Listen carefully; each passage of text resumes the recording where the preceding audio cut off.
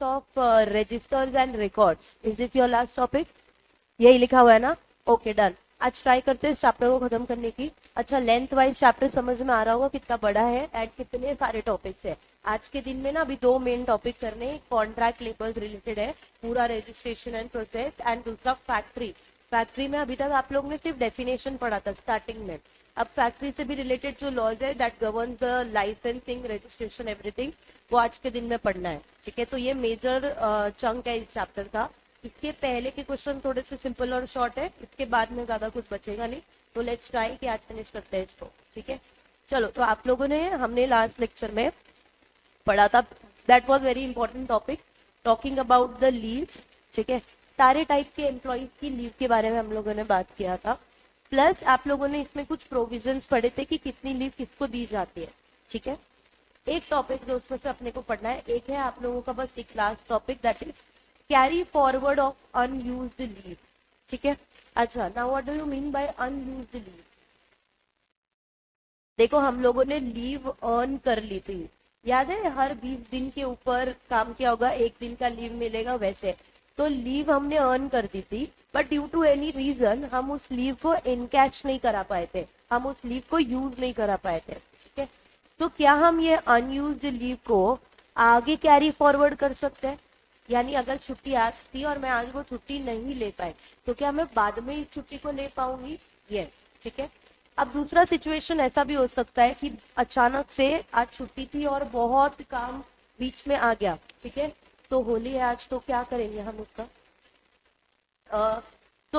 ऐसा भी हो सकता है कि आज हम, अगर हमारी छुट्टी थी तो छुट्टी में इम्पोर्टेंट एंड अर्जेंट कुछ काम आ जाता है। ठीक है, तो हम लोग क्या करेंगे, क्या उस चीज को भी, अगर आज लीव लेना था तो एम्प्लॉयर क्या बोलेगा, अगर आपको काम पे आने को आज बोलता है तो ये छुट्टी को हम लोग आगे जाके कैरी फॉरवर्ड कर सकते हैं। ठीक है, तो carry forward of unused leave बोलता है कि पहले तो आप लोग कैरी फॉरवर्ड कर सकते हो क्या? Answer is yes, provision is given. ठीक है, कितना कैरी फॉरवर्ड, मतलब कब तक कैरी फॉरवर्ड आप कर पाओगे? तो मैक्सिमम 30 डेज तक। उसके बाद, उसके पहले आप लोगों को ये लीव यूज कर ही लेना पड़ेगा। ठीक है, नाउ अगर आपने लीव के लिए अप्लाई किया था बट एम्प्लॉयर मना कर देता है, ठीक है, तो वापस इस चीज को हम लोग कैरी फॉरवर्ड करेंगे, बट अब डिफरेंस ये है, this will be carried forward without any limit.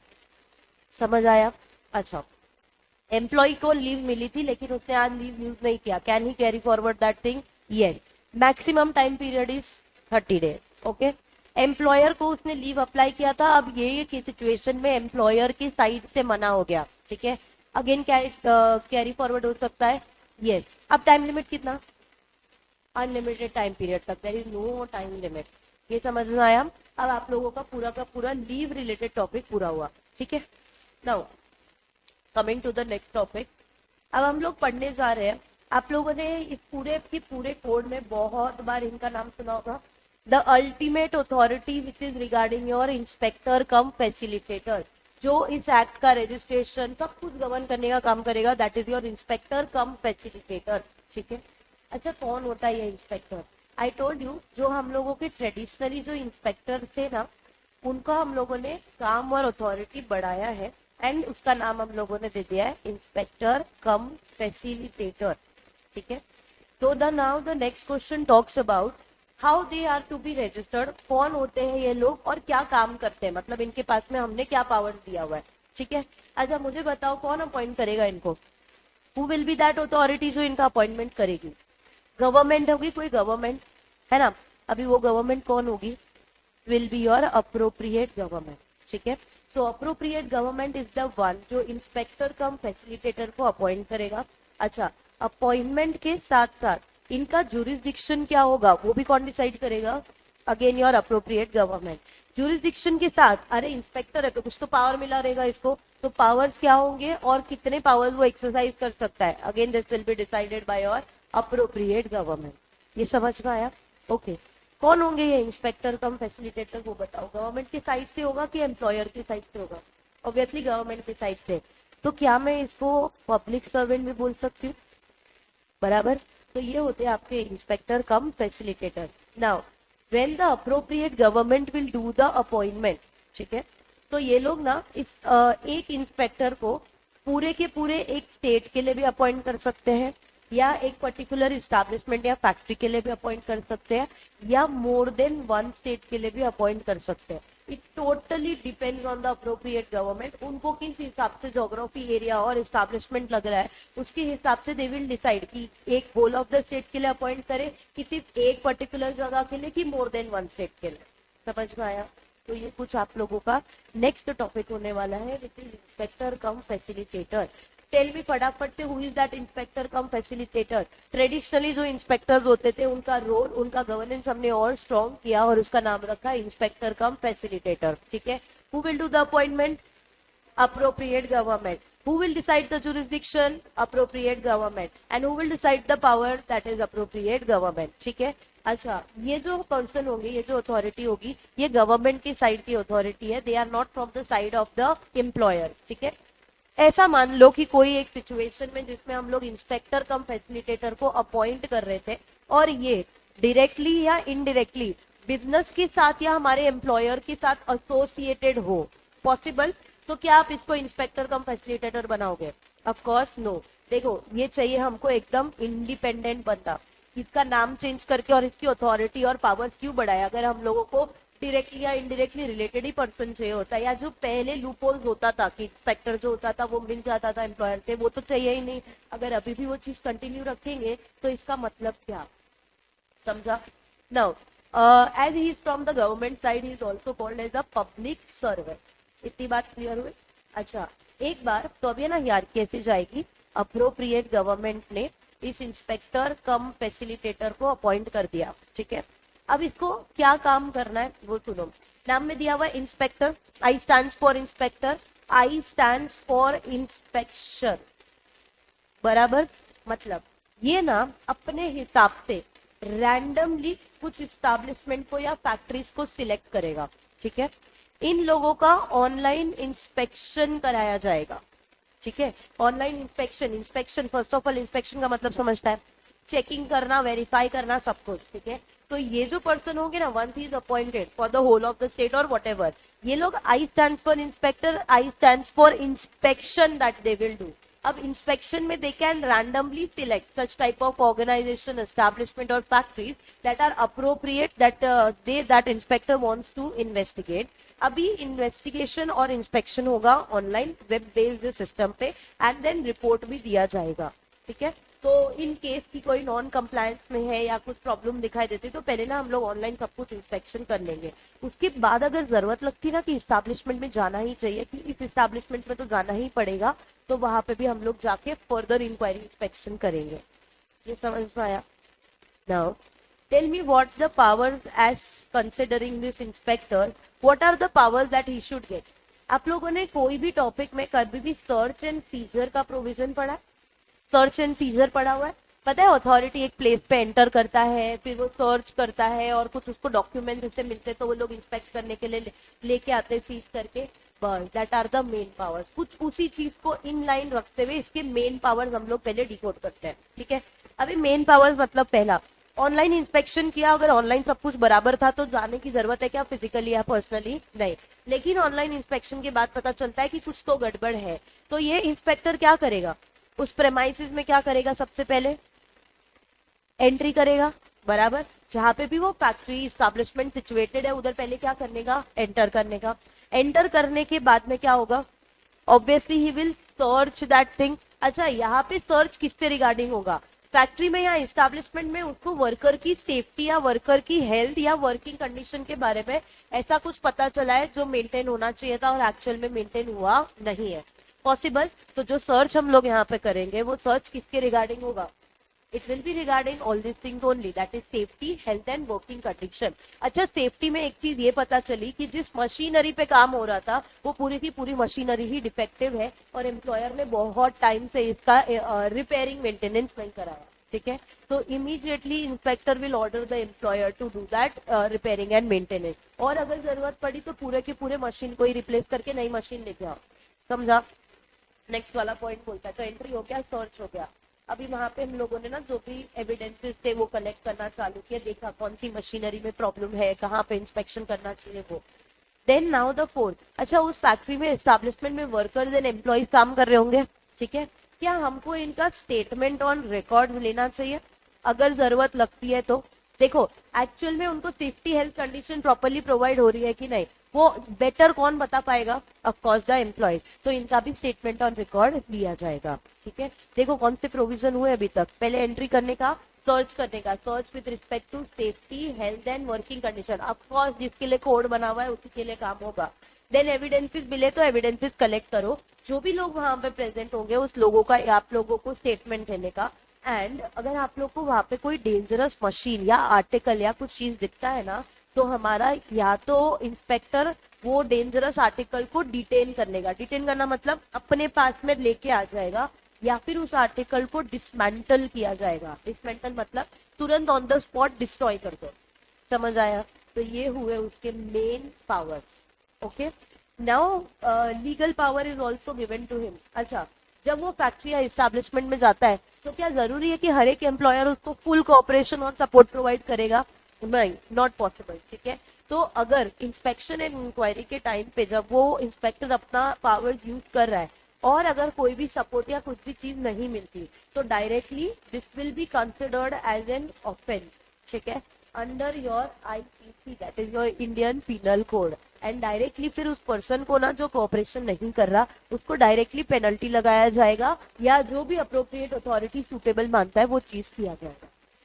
अभी समझ में आया कुछ? तो हम लोग जो नेक्स्ट चीज पढ़ रहे हैं that is your inspector cum facilitator. आप लोगों को इसके ऊपर एक पूरा का पूरा शॉर्ट नोट आ सकता है, बट इजी चीज है, बस हर एक चीज को डिसाइड करना है अप्रोप्रिएट गवर्नमेंट को। आपको main powers and legal powers को याद रखना है।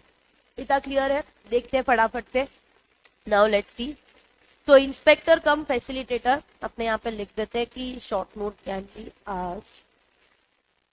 अपॉइंटमेंट एंड जुरिसडिक्शन, देखो appointment and jurisdiction done by your appropriate government, powers within the notified jurisdiction and can be assisted by the government staff or experts। जरूरत पड़ी कुछ inspection के लिए तो हम लोग गवर्नमेंट के साइड से टीम, पूरी टीम भी भेज सकते हैं, ठीक है। अभी देखो web based on inspection scheme दिया हुआ है। वेब बेस्ड का मतलब भी क्या हुआ? दैट इज ऑनलाइन इंस्पेक्शन, ठीक है। देन ये लोग ना रैंडमली सिलेक्ट करेंगे कोई भी इस्टेब्लिशमेंट को एंड इंस्पेक्टर्स को, and special inspection is also allowed, ठीक है। अभी फ्रेमवर्क कैसे होगा इंक्वायरी का? So one unique ID will be given to the establishment, inspector and each type of inspection. Now, once the inspection is done, उसकी पूरी की पूरी रिपोर्ट बनेगी, उस रिपोर्ट को भी हम लोगों को ऑनलाइन अपलोड करने का, ठीक है। अच्छा, if you must remember this, हम लोगों ने hazards process and hazards substance के बारे में पढ़ा था, तो उधर रिस्क ज्यादा हुआ, तो risk based inspection can also be done, ठीक है। नाउ हियरकी ऑफ अथॉरिटीज, तो हियरकी ऐसे, आपने कुछ जगह पे ना सिर्फ इंस्पेक्टर पढ़ा था, कुछ जगह पे इंस्पेक्टर कम फैसिलिटेटर, उसके आगे लिखा हुआ था चीफ, ठीक है। तो नॉर्मली ये होंगे एंड उसके ऊपर आएगा एक चीफ इंस्पेक्टर कम फैसिलिटेटर, ठीक है। Now see, they can be appointed for one state, multiple states or the whole of India, but no person having direct or indirect interest in the work place business can be appointed, ठीक है। Independent बंदा चाहिए हम लोगों को, related बंदा नहीं चाहिए। अच्छा, लीगल स्टेटस क्या है? तो inspector are the public servant and it is a subordinate to the authority notified by the government. This is important for you. The main power, देखो आप लोगों को क्या वो सारे पॉइंट दिख रहे हैं? Enter into the work place, inspect the premises plant machinery, inquire into the incident, examine the register and document, take the statement of the person, compliance guidance provide करो to the employer, search and seize record. आ गया? Take photos, videos and samples of the air or the substances, detain or dismantle the dangerous articles, issue show cause notice and prosecute or conduct the proceeding. In case बहुत ज्यादा non compliance है, accident है and defective machine वगैरह सबका use किया जा रहा है, तो inspector now will proceed further for the prosecution, ठीक है। अब ये है ना मेन पावर्स हुए। अभी लीगल पावर्स क्या है वो देखो। अगर किसी ने नॉन कोऑपरेशन किया तो ये आईपीसी के अंदर एक ऑफेंस हुआ एंड सर्च एंड सीजर कराया जाएगा, that also comes under the legal power, that is the main power, ठीक है। तो क्या क्या याद रखना पड़ेगा आप लोगों को ये शॉर्ट नोट में? पहले तो अपॉइंटमेंट जुरिसडिक्शन पावर्स कौन डिसाइड करेगा? अच्छा, एक बार अपॉइंट हो गए फिर ये लोग इंस्पेक्शन कैसे करेंगे? तो दो चीजें, इंस्पेक्शन ऑनलाइन होगा that is web based, and एक फ्रेमवर्क प्रोवाइड किया जाएगा, ठीक है। Also we have an hierarchy of authority, that is inspector के ऊपर आएंगे आपके चीफ इंस्पेक्टर, ठीक है। अब जब मैं इंस्पेक्टर बोलूं समझ आना, it is inspector cum facilitator, ठीक है। नाउ अगर ये बंदा डायरेक्टली या इनडायरेक्टली रिलेटेड है बिजनेस से या एम्प्लॉयर से, तो क्या हम इसको अपॉइंट कर सकते हैं? नहीं। अब इसकी पावर्स क्या होंगे? वंस ही इज अपॉइंटेड, इसको काम कर रहा है, तो काम करने के लिए व्हाट पावर ही हैज? दो टाइप के power, main and the legal. समझ में आया? मेन पावर्स को अच्छे से याद रखना ना, तो कोई भी आंसर अभी तक लॉ में आपने किधर भी सर्च एंड सीजर पढ़ा रहेगा ना, ये वैसे ही स्टेप्स है। देखो सर्च एंड सीजर और इंस्पेक्शन के स्टेप्स ना हर जगह सेम होते हैं, सिमिलर होते हैं, खाली अथॉरिटी चेंज हो जाता है and the objective for which we are doing inspection वो फर्क पड़ता है, ठीक है। तो that's it with your what first short note. समझ में आया? Are we clear online students? Next topic, अच्छा अभी है ना एक और नेक्स्ट टॉपिक है, हम लोगों ने इंस्पेक्टर कम फैसिलिटेटर किया। Now what we have to do is, it's a very new topic that they have introduced a concept in this code, जिसका नाम है third party audit and certification. ये भी आप लोगों को शॉर्ट नोट जैसा आ सकता है, ज्यादा चांसेस है इसके, बिकॉज ये अभी अभी वो लोगों ने ये कोड में इंट्रोड्यूस किया है, so this a new concept, ठीक है। अभी क्या है third party audit and certification, वो ध्यान से सुनो। कंसेप्ट नया है, कुछ ज्यादा डिफिकल्ट नहीं है इसमें। तो what used to happen is, before this code and before this concept, अपना जो इंस्पेक्टर था ना, इंस्पेक्टर वो जाता था हर एक फैक्ट्री में, हर एक एस्टैब्लिशमेंट में और इंस्पेक्शन करने का काम करता था, ठीक है। बहुत बार ऐसा होता था कि वो इंस्पेक्टर खुद ही मिला हुआ होता था, जैसे नहीं ऑडिट करने जाते तो बायर्स रिपोर्ट कंपनी के ही फेवर में या वो फेवर में रिपोर्ट इशू किया जाता है। तो many times it used to happen with that and we had this loophole in the law, ठीक है, थोड़ा सा लूपहोल था इस चीज का। तो हुआ क्या ना, जब हम लोगों ने ये नया कोड इम्प्लीमेंट किया तो इसमें हम लोगों ने ये नया कंसेप्ट निकाला, ठीक है। अब इस पे क्या होगा देखो, अगर दो साइड से ये third party audit and certification हो सकता है, एक एम्प्लॉयर के साइड से भी एंड एक गवर्नमेंट के साइड से, ठीक है। तो एम्प्लॉयर अगर अपने फैक्ट्री या एस्टैब्लिशमेंट में जो भी health safety and working conditions की प्रोविजन दे रहा है अपने वर्कर को या एम्प्लॉय को, ठीक है, टाइम टू टाइम ना वो सेफ्टी ऑडिट करवाएगा, हेल्थ रिलेटेड एस्पेक्ट्स चेक कराएगा, तो वो ना इस पर्टिकुलर कमिटी को, अभी के लिए ऐसे समझो कमिटी कौन है वो मैं आपको बताती हूँ थोड़ी देर में। तो एक पर्टिकुलर ऐसी कमिटी है, उनको अपने फैक्ट्री में या एस्टैब्लिशमेंट में बुलाएगा, उनको बोलेगा कि आप ऑडिट करिए एंड मुझे सर्टिफिकेट प्रोवाइड करिए कि हमारे, जैसे एक type of सेक्रेटल audit and financial audit होता है ना, जिसमें ऑडिटर आता है, सब इंस्पेक्शन करता है, फिर हम लोगों को एक रिपोर्ट लिख के देता है। पता है बहुत बार वो क्वालिफाइड रिपोर्ट होती है, मतलब उसमें कुछ ऐसा एडवर्स या नेगेटिव रिमार्क होता है जो करेक्ट करने की जरूरत होती है, ठीक है। सेम टू सेम मैनर ये पर्सन भी हमारे यहाँ पे आएगा, safety health and working condition related audit करेगा एंड उसके बाद में अपने को एक रिपोर्ट प्रोवाइड करेगा, ठीक है। अच्छा ये रिपोर्ट ना वो सपोज एम्प्लॉयर के साइड से या गवर्नमेंट के साइड से जिधर से भी आया है, ये जो रिपोर्ट होगी ना, सर्टिफिकेशन जो होगा, ये एम्प्लॉयर को भी देगा एंड ये इंस्पेक्टर कम फैसिलिटेटर को भी देगा। समझ में आया? Now who are this third party, तो इसको हम लोग बोलेंगे there is an empanelled expert group जो ये ऑडिट करेगा एंड सर्टिफिकेशन प्रोवाइड करेगा। तुमको एम्पैनल्ड का मतलब समझता है? What is empanelled?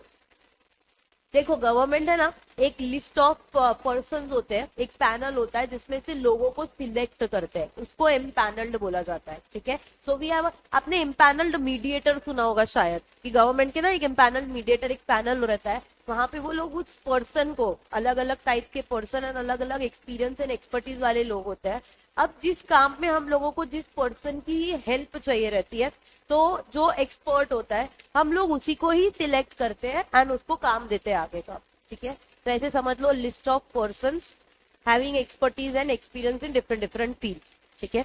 तो यहाँ पे जो थर्ड पार्टी है ना, देखो नाम ही दे दिया है थर्ड पार्टी, मतलब neither they are from the employer side, neither they are that inspector cum facilitator, they are an independent list of panel में से सिलेक्ट किए हुए एक एम्पैनल्ड एक्सपर्ट जो हमारी फैक्ट्री और एस्टैब्लिशमेंट में आएंगे एंड वहां पे ऑडिट करेंगे। ऑडिट करने के बाद they will issue an report and the certification will be provided. इसको एम्पैनल्ड एक्सपर्ट्स बोले जाते हैं, ठीक है। और नाम में दिया हुआ है expert, that of course means that वो लोग जो इस पर्टिकुलर काम में एक्सपर्ट होंगे सिर्फ उसी को ही बुलाया जाएगा, ठीक है। नाउ टेल मी, इस एम्पैनल्ड एक्सपर्ट्स को किसको सिलेक्ट करना चाहिए या हु विल डिसाइड कि इस पर्टिकुलर जगह पे ऑडिट करने ये लिस्ट ऑफ पीपल जाएंगे? Who should decide this thing? Option देती हूँ मैं तुमको, एम्प्लॉयर या इंस्पेक्टर कम फैसिलिटेटर या appropriate government. Perfect. The appropriate government has to decide the list of empaneled expert. नाम में बोला है ना इंडिपेंडेंट, तो of course this should not be the from the side of your employer. अच्छा, inspector cum facilitator में क्या problem थी? प्रॉब्लम कुछ नहीं था, बट वो जो पहले के टाइम पे जो लूप होल का फायदा उठाया जाता था ना, हमको चाहिए कि कोई कनेक्शन और कुछ लूप होल बचे ही ना, कि कहीं से भी फायदा उठाया जाए। तो एकदम इंश्योर करने का, कंप्लायंस एंड एकदम रेगुलेटरी प्रोविजन को ध्यान में रखने का, इसीलिए the appropriate government will be the most suitable for this empanelled expert. समझ में आया? अच्छा, अब है ना, ये किसको एप्लीकेबल होगा, हु विल बी अप्लाइंग, मतलब किसको ये थर्ड पार्टी सर्टिफिकेशन एप्लीकेबल होगा? देखो, आप ऐसे बोल सकते हो कि applicability will be to all, but specially the main focus is on startups. हम ऑलरेडी स्टार्टअप्स क्या है वो पढ़ चुके हैं, तो specially the main focus of this third party audit and certification will be on the startup and a specified classes of establishment. अभी कौन होते हैं specified classes of establishment? Again the appropriate government will decide. ठीक है, तो तुमको ना इसमें वो लोग क्वेश्चन पूछ सकते हैं कि लिस्ट ऑफ एम्पैनल्ड एक्सपर्ट्स कौन होंगे, स्पेशली ये प्रोविजन किसको अप्लाई होंगे, या सीधा का सीधा ना वो लोग third party audit and certification का शॉर्ट नोट पूछेंगे। समझ में आया? तो अभी तक को फटाफट समराइज करते हैं। Third party audit and certification, is this the new provision या पहले से था? This is the new provision. ठीक है, तो हाई चांसेस की शॉर्ट नोट आ सकती है। अभी कौन है ये लोग? तो ये है एक एम्पैनल्ड एक्सपर्ट, जो लोग हमारे फैक्ट्री में या एस्टैब्लिशमेंट में आके ऑडिट करने का काम करते हैं और सर्टिफिकेशन एंड रिपोर्ट प्रोवाइड करते हैं। Now who are these persons? So they are the empaneled expert. Who decide this empaneled expert? So the appropriate government decide this empaneled expert. Now what will they do it? So specially these provisions are more applicable and focusing on the startups and a specified classes of establishment. Again,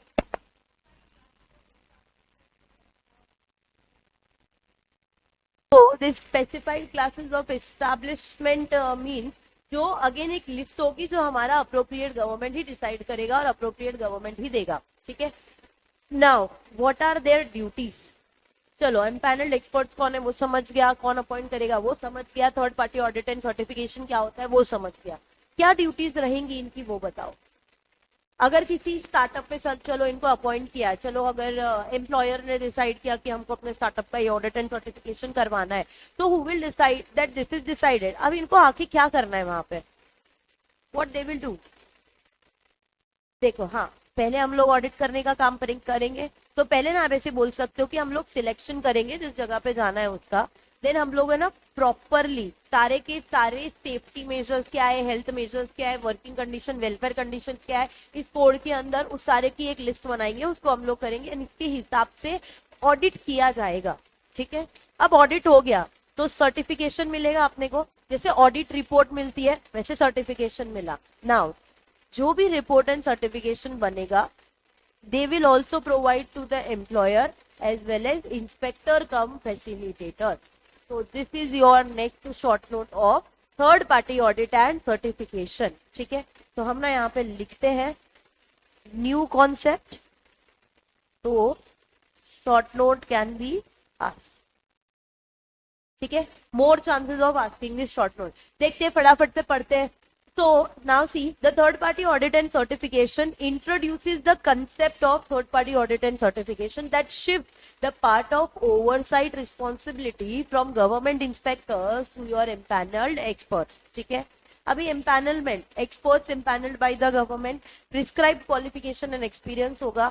This is a very important point which talks about applicable especially to the startup and the specified classes of establishment. ठीक है, what are the duties of empaneled expert? तो random web based allocation of audit, इनको ना पहले से नहीं बताया जाएगा कि आपको इस फैक्ट्री में इस एस्टैब्लिशमेंट में जाना है, वही पहले से नहीं बताया जाएगा। चांसेस आर की पहले बात करके कुछ तो गड़बड़ हो सकती है, तो रैंडम उनको बोल दिया जाएगा आज आपको इधर का ऑडिट करना है, आज आपको उधर का ऑडिट करना है। ठीक है, तो ये लोग क्या करेंगे, उस जगह पे जाके ऑडिट कंडक्ट करेंगे एंड सर्टिफिकेशन देने का काम करेंगे। अच्छा, जो भी ये लोगों ने रिपोर्ट बनाई होगी, ये रिपोर्ट ये लोग प्रोवाइड करेंगे अगेन जिसका ऑडिट किया उसके एम्प्लॉयर को एंड इंस्पेक्टर कम फैसिलिटेटेड को। क्लियर हुआ ये? तो this is your next short note. ठीक है, एक और टॉपिक करते बाद में लिखना। Now the next topic is very very simple. Separate topic है which talks about special provision, ठीक है। अब हम लोग पढ़ने जा रहे हैं कुछ special provision, but this provisions are applicable only and only when an employer is employing any female employee or any female worker, ठीक है। हमने जब ये कोड चालू किया था ना, तो आप लोगों ने features and impact of the code लिखे थे, उसमें one of the point was women can be employed in all the types of establishment। अच्छा, ये तो इसका फीचर था, और इसकी वजह से इम्पैक्ट क्या था कि हम लोग इक्वल अपॉर्चुनिटीज दे सके, बराबर। तो अब हम लोगों ने ना एक पूरा का पूरा स्पेशल प्रोविजन बनाए थे जो सिर्फ और सिर्फ विमेन के लिए अप्लाई होंगे। ये समझ में आया? तो this is your next topic. अच्छा, इक्वल अपॉर्चुनिटीज देने के लिए हम लोगों को क्या प्रोविजन बनाने चाहिए वो बताओ। जैसे ना पहले क्या होता था कि there was a prohibition slash restriction, किस चीज पे, कि विमेन को नाइट टाइम ड्यूटी अलाउ नहीं होती थी, ठीक है। विमेन को कुछ टाइप ऑफ एस्टैब्लिशमेंट में अलाउ नहीं होता था। जैसे पहले का फैक्ट्रीज एक्ट पढ़ोगे ना, तो उधर ऐसा लिखा था, there is some cotton openers, ऐसी ना मशीन आती है, कॉटन ओपनर्स बोलते हैं इसको। यूट्यूब पे उसका वीडियो देखना, वो कॉटन ओपनर्स में ना जो स्पीड से कॉटन को बाहर एग्जिबिट किया जाता है ना, it's a very dangerous kind of thing, ठीक है। तो वहां पे ऐसा बोला गया था कि there is women and adolescent के लिए इट इज प्रोहिबिटेड, या चिल्ड्रन के लिए इट इज प्रोहिबिटेड कि वो लोग उस जगह पे काम नहीं करेंगे, ठीक है। तो वो प्रोहिबिशन रेस्ट्रिक्शन ऐसी सब चीजें थी, तो उस चीज को पहले फॉलो किया जाता था एंड वो रेस्ट्रिक्शन लगाए हुए थे। तो सारे टाइप ऑफ एस्टैब्लिशमेंट में परमिशन नहीं दी थी, ठीक है। अब इससे ना कहीं क्या होता था, देखो अभी भी जो ये प्रोविजन बने हैं और पहले भी जो ये प्रोविजन बने थे ना, ये विमेन की सेफ्टी के लिए और विमेन की प्रोटेक्शन के लिए ही बने थे, समझ में आया। बट अभी हम लोग ना और इक्वल अपॉर्चुनिटीज पे फोकस करना चाहते हैं एंड विमेन को हम लोग अलाउ करना चाहते हैं कि आप सब जगह पे काम करो। अब अपने को एक डाउट आएगा कि पहले तो प्रोहिबिशन एंड रेस्ट्रिक्शन रखे थे फॉर सेफ्टी ऑफ विमेन। अच्छी बात है अभी कि अगर हम लोग विमेन को सारी जगह पे अपॉइंट करते हैं, तो क्या इसका मतलब ये हुआ कि उसकी सेफ्टी का और वो ध्यान नहीं दिया जाएगा? या कल को अगर उसको नाइट टाइम ड्यूटी अलाउड है, तो वहां पे अगर उसके साथ कुछ भी इंसिडेंट हो जाता है, तो क्या उसके लिए कुछ भी देखा नहीं जाएगा? तो यहाँ पे हमने स्पेशल प्रोविजन बनाए और हम लोग इक्वल अपॉर्चुनिटी दे रहे हैं, but at the cost of what? तो इक्वल अपॉर्चुनिटी दी जा रही है। पहली बात तो विमेन का कंसेंट ले लो, ठीक है। अभी उसने कंसेंट दे दिया और उसके बाद ना आप उस पर ब्लेम नहीं कर सकते आगे अगर कुछ एक्सीडेंट या इंसिडेंट होता है तो। इट डजंट मीन दैट आप लोग उनको एकदम फ्री छोड़ दोगे और कुछ भी ध्यान नहीं रखोगे। तो यहाँ पे जितने भी प्रोविजन है ना, उसपे सबसे इम्पोर्टेंट रिस्पॉन्सिबिलिटी एम्प्लॉयर की है। अगर हमने नाइट टाइम ड्यूटी में अलाउ किया हुआ है, तो एम्प्लॉयर को क्या देखना है पता है, कि जिस जगह पे वो ड्यूटी करने जा रही है वो जगह एकदम सेफ होनी चाहिए, ठीक है। अगर हम लोग ने उनको बोला, जैसे पहले कॉटन ओपनर्स में और उस डेंजरस जगह पे काम अलाउड नहीं था विमेन के लिए, और अगर हम बोलते हैं कि now she can work in all establishment, तो ये ध्यान देना है कि उसको पूरी की पूरी सेफ्टी मेजर्स दी जाए और उसके बाद वो काम करे। समझ आया? मतलब दिस इज काइंड ऑफ, पहले ना प्रोहिबिशन रेस्ट्रिक्शन रखा था, अब उन्होंने प्रोहिबिशन रेस्ट्रिक्शन निकाल दिया, बट ये निकाला है with the thing of, with the objective of कि हम लोग अब एक्स्ट्रा प्रिकॉशन लेंगे और जहां जहां विमेन काम कर रही है उसके लिए ये देखभाल करेंगे। अगर फिर भी कुछ ऐसी जगहें हैं, जैसे बहुत बार होता है ना फैक्ट्री रिमोट लोकेशन पे होती है, नाइट टाइम ड्यूटी होता है कंस्ट्रक्शन साइट पे, अगर फिर भी एम्प्लॉयर को लग रहा है कि यहाँ पे safety of the women can be compromise, हो सकती है, क्योंकि फैक्ट्री बहुत रिमोट लोकेशन पे आजू बाजू कुछ नहीं है, तो हम लोग ना उनको फिर बोलेंगे कि आप फिर डे टाइम ड्यूटी करो, आपके लिए वो जगह सेफ नहीं है, तो रात टाइम के लिए वो अलाउड नहीं होगा, ठीक है। बट कहीं पे भी इसका मतलब ये नहीं हुआ कि हम लोग एक रेस्ट्रिक्शन इम्पोज कर रहे हैं विमेन को, या विमेन को इक्वल अपॉर्चुनिटी देने से मना करे, या उसके साथ डिस्क्रिमिनेशन हो रहा है। This is just because of her safety and protection. तो कहीं पे भी उसको अलाउ करो, कहीं पे भी काम करने के लिए भी जो कुछ भी करो सब चलेगा, but safety measures and protection measures, security पूरी की पूरी अश्योर्ड होनी चाहिए। एंड ये देखने की जिम्मेदारी किसकी? तो हमारे एम्प्लॉयर। समझ में आया? तो this is your separate topic. Now see, देखो स्पेशल प्रोविजन बनाए फॉर एम्प्लॉयमेंट ऑफ वुमेन। नीचे देखो कोर प्रिंसिपल क्या लिखा हुआ है, इक्वालिटी प्लस सेफ्टी। समझ आया? Now see, the employment of women, women can be employed in all type of establishment, can perform all types of work, and now the night work is also allowed. But देखो क्या लिखा हुआ है, with consent, that is night work before 6 a.m. and after 7 p.m. she also can be allowed for the work, ठीक है। अब देखो दिया हुआ है condition for night work, safety measures, working hours, holidays, transport and security, and any other protective condition notified. ठीक है. Now, no blanket ban on women's employment, only regulated for safety. अच्छा, blanket ban का मतलब समझता है? No complete ban on women. मतलब हम ना यहाँ पे रोक नहीं रहे women को, हम लोग प्रोहिबिट नहीं कर रहे. As I told you also, सिर्फ और सिर्फ उनकी सिक्योरिटी और सेफ्टी को ध्यान में रखते हुए उनके लिए स्पेशल प्रोविजंस बनाए हुए so that we can regulate their safety. ठीक है. Now, employment of women in dangerous operation. तो क्या हम लोग कर सकते हैं? एज वी टोल्ड यू कि हाँ, हर एक एस्टैब्लिशमेंट में हो सकता है और सब टाइप का काम हो सकता है. बट अभी देखो क्या दिया हुआ है. Protective safeguard provision. If the government finds that employment of women in certain establishment or process or hazardous or dangerous work is unsafe to women's health or safety, then the government may direct the employer to provide adequate safeguard before employing that women. अगर उसके बाद भी हम लोग कहीं ना कहीं ऐसे लगता है कि वुमेन की सेफ्टी या सिक्योरिटी कॉम्प्रोमाइज हो सकती है, तो फिर सीधा मना कर दिया जाएगा. ठीक है. देखो, तो इस प्रोविजन का ना की पॉइंट ये था कि हम लोग कोई भी टाइप का प्रोहिबिशन नहीं लगा रहे थे. It was just a conditional appointment or employment with mandatory safety protection.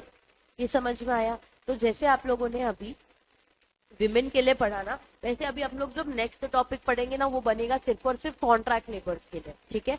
तो अभी तक ये जो सेफ्टी हेल्थ वाले मेजर्स थे ना, ये पहले के टाइम के फैक्ट्रीज एक्ट के अंदर आते थे. इसके बाद वाला जो पढ़ोगे ना कॉन्ट्रैक्ट लेबर, ये कॉन्ट्रैक्ट लेबर का एक सेपरेट एक्ट था, इसी कोड में आता था, बट एक सेपरेट एक्ट बना हुआ था, उससे रिलेटेड पूरे के पूरे प्रोविजन है. ठीक है. तो थोड़ा सा लेंथी टॉपिक, एंड उसके बाद फैक्ट्री से रिलेटेड एक टॉपिक है, तो वो थोड़ा सा बड़ा जाएगा. इसलिए हम पहले third party audit and certification and special provision for women है, जो इजी भी है, उसको पहले लिख के खत्म करते हैं. Then will move to that topic. ठीक है.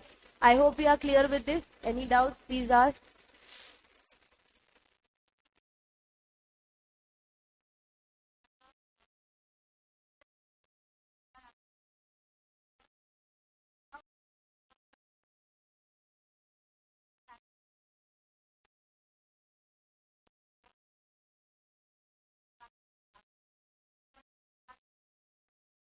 अभी आ रही है बराबर?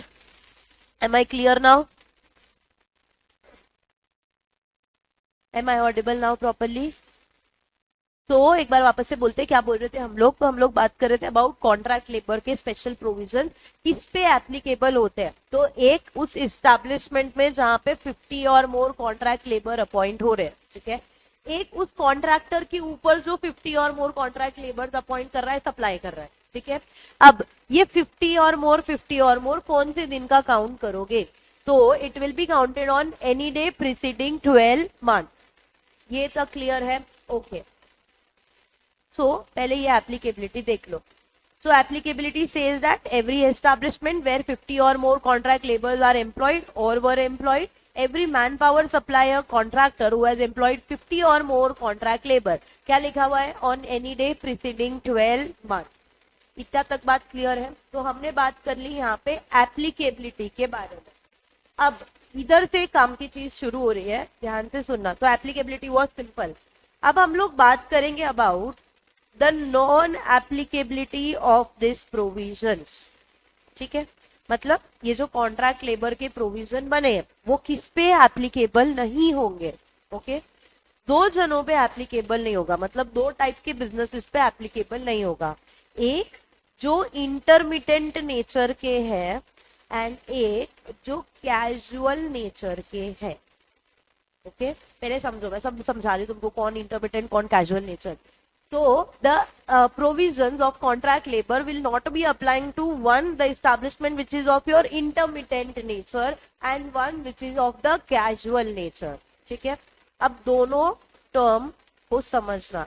इंटरमिटेंट का मतलब हुआ which is one not continuous in nature that happens occasionally. मतलब ऐसा बिजनेस जो डेली नहीं होता, जो रेगुलर नहीं होता, ओकेशनली होता है. एग्जाम्पल से बेटर समझेगा. For example event management companies, बराबर, ओकेशनल काम है, सीजनल बेसिस वाला काम है. दूसरा जो एग्जीबिशन एंड ट्रेड फेयर वगैरह ऑर्गेनाइज करते हैं, इसका भी ना एक प्रॉपर सीजन, एक टाइम आता है जब लोग वो ये चीजों को ये लोग ऑर्गेनाइज करते हैं, ठीक है। तो इंटरमिटेंट का मतलब ये हुआ, it is not a continuous business, it happens occasionally, ठीक है। जब जब टाइम आएगा, सीजन आएगा, तब ये चीज होगी, ठीक है। अब कैजुअल नेचर का मतलब हुआ the one which is temporary और इरेग्युलर। अब बेटर समझेगा आपको एग्जाम्पल से। Suppose if I tell you, हाँ एक बिल्डिंग है, बिल्डिंग का ना आपको टेम्पररी इमरजेंसी में आपको ना उसका पूरा का पूरा रिपेयरिंग कराना है, ठीक है। तो बिल्डिंग में ना हम लोगों को एकदम इमरजेंसी रिपेयरिंग चाहिए, या कहीं पे भी हमको इमरजेंसी रिपेयर वर्क चाहिए। अच्छा, ये इमरजेंसी रिपेयर वर्क की जरूरत हमेशा पड़ेगी, रेगुलरली पड़ेगी, परमानेंट पड़ेगी, तो कैजुअल नेचर हुआ। टेम्पररी एंड इरेग्युलर, ठीक है। अच्छा दूसरा एग्जांपल समझो। हमारे पास ना ऐसे डेटा एंट्री वाले जॉब नहीं होते जो बहुत टेम्पररी टाइम, ऐसे शॉर्ट टर्म टाइम के होते हैं, वो भी आप लोगों के आएंगे कैजुअल नेचर में। ऐसे नहीं होता जैसे बोला अभी काम है मेरे पास बट आगे नहीं होगा, क्या होगा नहीं पता, वैसे कैजुअल नेचर। ये समझ में आया? Are we clear with this one? ठीक है। तो एक्ट की नॉन एप्लीकेबिलिटी ये बोलती है कि act will not apply on any intermittent or casual nature of business, ठीक है। इंटरमिटेंट का मतलब हुआ which is not continuous, it happens occasionally. Casual nature मतलब हुआ irregular and a temporary period of time, ठीक है। तो are we clear with this part? यहाँ तक समझ में आया? मैं दोनों पॉइंट वापस से फटाफट बोलती हूँ, the applicability and the non applicability. Applicability says that कि provisions of contract labour will apply to every establishment employing 50 or more contract laborers or every contractor supplying or employing 50 or more contract laborers, ठीक है। अब ये 50 और मोर, 50 और more on any day preceding 12 months आप count करोगे, ठीक है। Now the non-applicability of the act says that this non-applicability of this provision says that this provision will not apply to one, the business which is of intermittent nature or casual nature. Intermittent मतलब it doesn't happen regularly or continuously, it happens occasionally. Casual का मतलब हुआ which is temporary and irregular nature of business. समझ में आया? इधर तक समझ में आया? अब एक ट्विस्ट क्या है वो सुनना। तो हमारे प्रोविजन में जैसे जब कॉन्ट्रैक्ट लेबर एक्ट भी था ना, तो एक्ट हम लोगों को ये नहीं बताता था कि इंटरमिटेंट और कैजुअल किसको बोलते हैं, ठीक है। एक्ट हमको बताता था कि इंटरमिटेंट और कैजुअल किसको नहीं बोला जाता। समझा क्या? सीधा सीधा दिया रहता तो जैसे देखो ये जो आपने मीनिंग और एग्जांपल लिखे ना, ये तो हमने मीनिंग समझने के लिए लिखा। एक्ट में पहले जो एक्ट था और अभी जो प्रोविजन है उसमें वो लोग आपको डिफाइन नहीं कर रहे कि इंटरमिटेंट और कैजुअल क्या होता है। वो लोग आपको ये डिफाइन कर रहे हैं कि इंटरमिटेंट और कैजुअल क्या नहीं होता। पहला इतना गया बात दिमाग में, तो आप लोगों को ना कुछ सर्टेन नंबर ऑफ डेज याद रखने होंगे, ठीक है। वो मैं आप लोगों को बताती हूँ। क्या पहले इतनी बात क्लियर है? फिर हमें ना एक बार फ्लो चार्ट बनाएंगे, उससे समझेंगे। अच्छा एक चीज बता दो, अगर हमने लॉ में ये डिफाइन किया है कि इंटरमिटेंट और कैजुअल क्या नहीं है, मतलब ऐसा बोले कि कंटिन्यूस जो बिजनेस चलेगा और जो रेगुलरली बिजनेस चलेगा उसको इंटरमिटेंट और कैजुअल नहीं बोलेंगे, बस इतना बता दो, क्या इस पे फिर कॉन्ट्रैक्ट लेबर के प्रोविजन एप्लीकेबल होंगे? नॉन एप्लीकेबिलिटी में बोला था जो इरेगुलर बिजनेस है और जो कॉन्टिन्यूस नहीं चलता उस पर एक्ट एप्लीकेबल नहीं होगा या प्रोविजन एप्लीकेबल नहीं होंगे, बट जो कंटिन्यूस और रेगुलर चलेगा उस पर प्रोविजन एप्लीकेबल होंगे।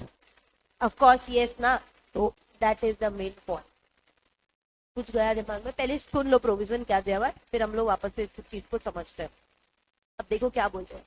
तो the non applicability says that it does not apply to an establishment where the work performed is only of an intermittent or casual nature.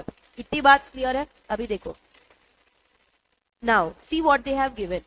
Work performed shall not be deemed to be of an intermittent nature. मतलब ये काम या फिर ये काम, क्या ये intermittent nature है वो बता रहा है कि क्या नहीं है वो बता रहा है, क्या नहीं है वो बता रहा है, ठीक है। अब अगर कोई काम 12 महीने का पूरा आप पीरियड देखो और 12 महीने में अगर वो काम को मोर देन 120 डेज किया है तो क्या ये इंटरमिटेंट नेचर का हुआ? तुमने इंटरमिटेंट का मीनिंग बोला विच is not continuous, which happens occasionally, और यहाँ तुम साल के 12 महीने में 120 दिन से ज्यादा ये काम कर रहे हो, तो भाई ये कैसे नॉट कंटिन्यूस हुआ, ये तो कंटिन्यूस काम ही चल रहा है, बराबर। या फिर अगर आप बोल रहे हो कि आपका सीजनल बिजनेस है, तो सीजनल बिजनेस अगर more than 60 days in a year काम हो रहा है तो भी ये इंटरमिटेंट नेचर का नहीं हुआ। इतनी बात क्लियर हुई? तो अब मुझे सिर्फ इतना बता दो, तो क्या अगर ऐसी एस्टैब्लिशमेंट पे एक्ट एप्लीकेबल, प्रोविजन एप्लीकेबल होंगे कि नहीं होंगे? यस होंगे। समझ आया यहाँ तक? तो क्या पढ़ा हम लोगों ने, मैं अभी आपको बताती हूँ। हमने पढ़ा पहले एप्लीकेबिलिटी, जो बोलती है कि 50 और मोर ऑन द एस्टैब्लिशमेंट, 50 और मोर ऑन द कॉन्ट्रैक्टर। ठीक है, ये बात में कुछ डिफिकल्टी थी पॉइंट 1 में। इजी था कि प्रोविजन ऑफ कॉन्ट्रैक्ट लेबर किसको अप्लाई होंगे और किसको अप्लाई नहीं होंगे, पहले हमने एप्लीकेबिलिटी देखी। ठीक है, अब दूसरा बात करता है अबाउट नॉन एप्लीकेबिलिटी। तो नॉन एप्लीकेबिलिटी बोलता है कि जो इंटरमिटेंट काम होगा या फिर कैजुअल नेचर वाला होगा उस पे एक्ट एप्लीकेबल, प्रोविजन एप्लीकेबल नहीं होंगे। ठीक है, now further have the law or the provision defined what is intermittent, or the law has defined what is not? What is not is defined. ठीक है, तो हम लोगों को अब समझना है कि किस काम को इंटरमिटेंट या कैजुअल नेचर का नहीं बोलते हैं। ठीक है, तो जो काम साल में मोर देन 120 डेज हुआ हो इन 12 मंथ्स, या फिर more than 60 days हुआ हो in a year, this type of work is not of intermittent or casual nature। ये समझ में आया? तो पहले आप मुझे सिर्फ इतना बता दो, एप्लीकेबिलिटी बोला है तो of course provision will apply to them, non applicability बोला है मतलब इन दोनों पे अप्लाई नहीं होगा। लेकिन आप मुझे बताओ क्या इस पे अप्लाई होगा? Of course yes. अब समझ में आया? ऑनलाइन स्टूडेंट समझ में आया इतना? Are we clear with this one? Do I need to repeat any point? आगे चले, आवाज क्लियर है मेरा अभी? डन, चलो इतना बात क्लियर हो गई तो बस तुमको आगे के फिर प्रोविजन याद रखने हैं बस, बाकी कुछ अभी इसमें प्रोसीजरल काम ज्यादा है। मेन जो कंसेप्ट वाला और जो मेन इंपॉर्टेंट कोर चीज थी ना, वो ये पूरा पेज था आपका, starting from here till your here. ठीक है, अब एक छोटू सा बीच में पॉइंट दिया हुआ है कि अगर डिस्प्यूट हो जाता है बिटवीन एन एम्प्लॉयर वर्कर और व्हाटएवर, किसी के बीच में भी डिस्प्यूट हो जाता है कि कौन से काम को इंटरमिटेंट या कैजुअल बोलने का और कौन से काम को नहीं बोलने का। ठीक है, तो दो जन में अगर झगड़ा हो गया है इस बात पे तो obviously the third person will decide that thing, and हमारे केस में थर्ड पर्सन मतलब अप्रोप्रिएट गवर्नमेंट विल डिसाइड कि भाई किस काम को तुम इंटरमिटेंट कैजुअल नेचर बोलोगे। ठीक है, तो बस वो लोग यही बता रहे हैं कि where there is a dispute whether the work performed is of intermittent or casual nature, then the decision of the appropriate government will be final। अच्छा, अप्रोप्रिएट गवर्नमेंट जब डिसीजन लेगी तो तुमको दो कमिटी याद होगा, वो दो advisory board, national and state, उसको कंसल्ट करने के बाद डिसीजन लेगी। ये समझ में आया? Very easy point. ठीक है, अच्छा अब मुझे ये तो समझ गया कि एप्लीकेबिलिटी नॉन एप्लीकेबिलिटी क्या है, तो मुझे ये समझ के अब क्या करना है। तो हम पढ़ रहे हैं special provisions for contract labour. एक बार अगर आप एप्लीकेबिलिटी में फॉल हो गए हो तो अब नेक्स्ट क्या आएगा, आपको कॉन्ट्रैक्ट लेबर्स को ये सारे प्रोविजन जो इसमें लिखे हुए वो फुलफिल करके देने पड़ेंगे। जैसे सेफ्टी, हेल्थ और वेलफेयर की कंडीशन दिया हुआ था जो हमने पहले पढ़ा, वो सब कुछ आपको कॉन्ट्रैक्ट लेबर्स को भी प्रोवाइड करना पड़ेगा। अब प्रोवाइड करने की जिम्मेदारी किसकी? in the case of contract in between the contract laborers and the contractor, providing of all these facilities, इसकी मेन रिस्पॉन्सिबिलिटी किसकी होती है? हमारे कॉन्ट्रैक्टर की होती है। याद है, इसके ऊपर आता है फिर वो प्रिंसिपल एम्प्लॉयर।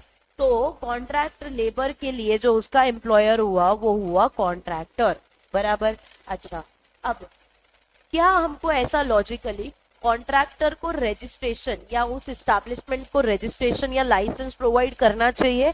एंड हम ऐसा बोलेंगे कि if you have that valid registration and licence then only you will be able and you will be authorized to appoint the contract labours, बराबर। यानी कि क्या मैं ऐसा समझू कि unregistered contractors and unregistered establishment can not appoint a single person also as a contract labour. ठीक है, क्यों रखा हुआ ये प्रोविजन इतना ज्यादा सीरियस? बिकॉज अनरजिस्टर्ड कॉन्ट्रैक्टर या अनरजिस्टर्ड एस्टैब्लिशमेंट जब कॉन्ट्रैक्ट लेबर्स को हायर करेगा खुद के हिसाब से, तो अगर तुम चॉइस रखते ना तो कोई भी रजिस्ट्रेशन लेने ही नहीं आता, पहला रीजन। और दूसरे लोग डायरेक्टली अपॉइंट करते तो कितने सारे लोग वो safety health and welfare measure provide ही नहीं करते। क्यों नहीं करते पता है? क्योंकि कॉन्ट्रैक्ट लेबर तो टेम्पररी होता है, तो एक काम करके वो चला जाएगा, तो उनको इतनी सारे एम्प्लॉयर को इतना खर्चा उठाने की या उनको ये सारी फैसिलिटी प्रोवाइड करने की जरूरत ही नहीं है, समझा? इसीलिए हम लोगों ने रजिस्ट्रेशन रखा हुआ है, ठीक है। तो अब जो नेक्स्ट क्वेश्चन पढ़ोगे that is about the registration और लाइसेंसिंग ऑफ द कॉन्ट्रैक्टर्स और द एस्टैब्लिशमेंट, ठीक है। अब क्या सारा का सारा काम अप्रोप्रिएट गवर्नमेंट खुद ही कर लेगा? मतलब अभी रजिस्ट्रेशन लाइसेंस भी वही प्रोवाइड करे, सब कुछ वही करे? नहीं। तो यहाँ पे उन्होंने अपॉइंट किया हुआ है एक डेजिग्नेटेड अथॉरिटी, जो कॉन्ट्रैक्टर को और जो हमारे एस्टैब्लिशमेंट को लाइसेंसिंग देने का, रजिस्ट्रेशन देने का, रिवोकेशन का, सबका अथॉरिटी देती है। Okay, who is that authority? Called as your designated authority. इतनी बात क्लियर है क्या? तो अब अगर अपने बोले कि अगर कॉन्ट्रैक्टर या एस्टैब्लिशमेंट एप्लीकेबिलिटी में फॉल हो गया, उसके बाद उसको क्या करने का, किसके पास जाना पड़ेगा? डेजिग्नेटेड अथॉरिटी के पास जाना पड़ेगा। क्यों जाना पड़ेगा? For the purpose of licensing and registration, ठीक है। अच्छा, हम अभी ये जो लाइसेंसिंग और रजिस्ट्रेशन पढ़ेंगे, क्योंकि we have shifted everything to the online system, web based system and digitization, तो यहाँ पे लाइसेंसिंग एंड रजिस्ट्रेशन भी कैसा होगा? ऑनलाइन एंड डिजिटल, ठीक है। तो अब वन बाय वन सारा प्रोसीजर देखो।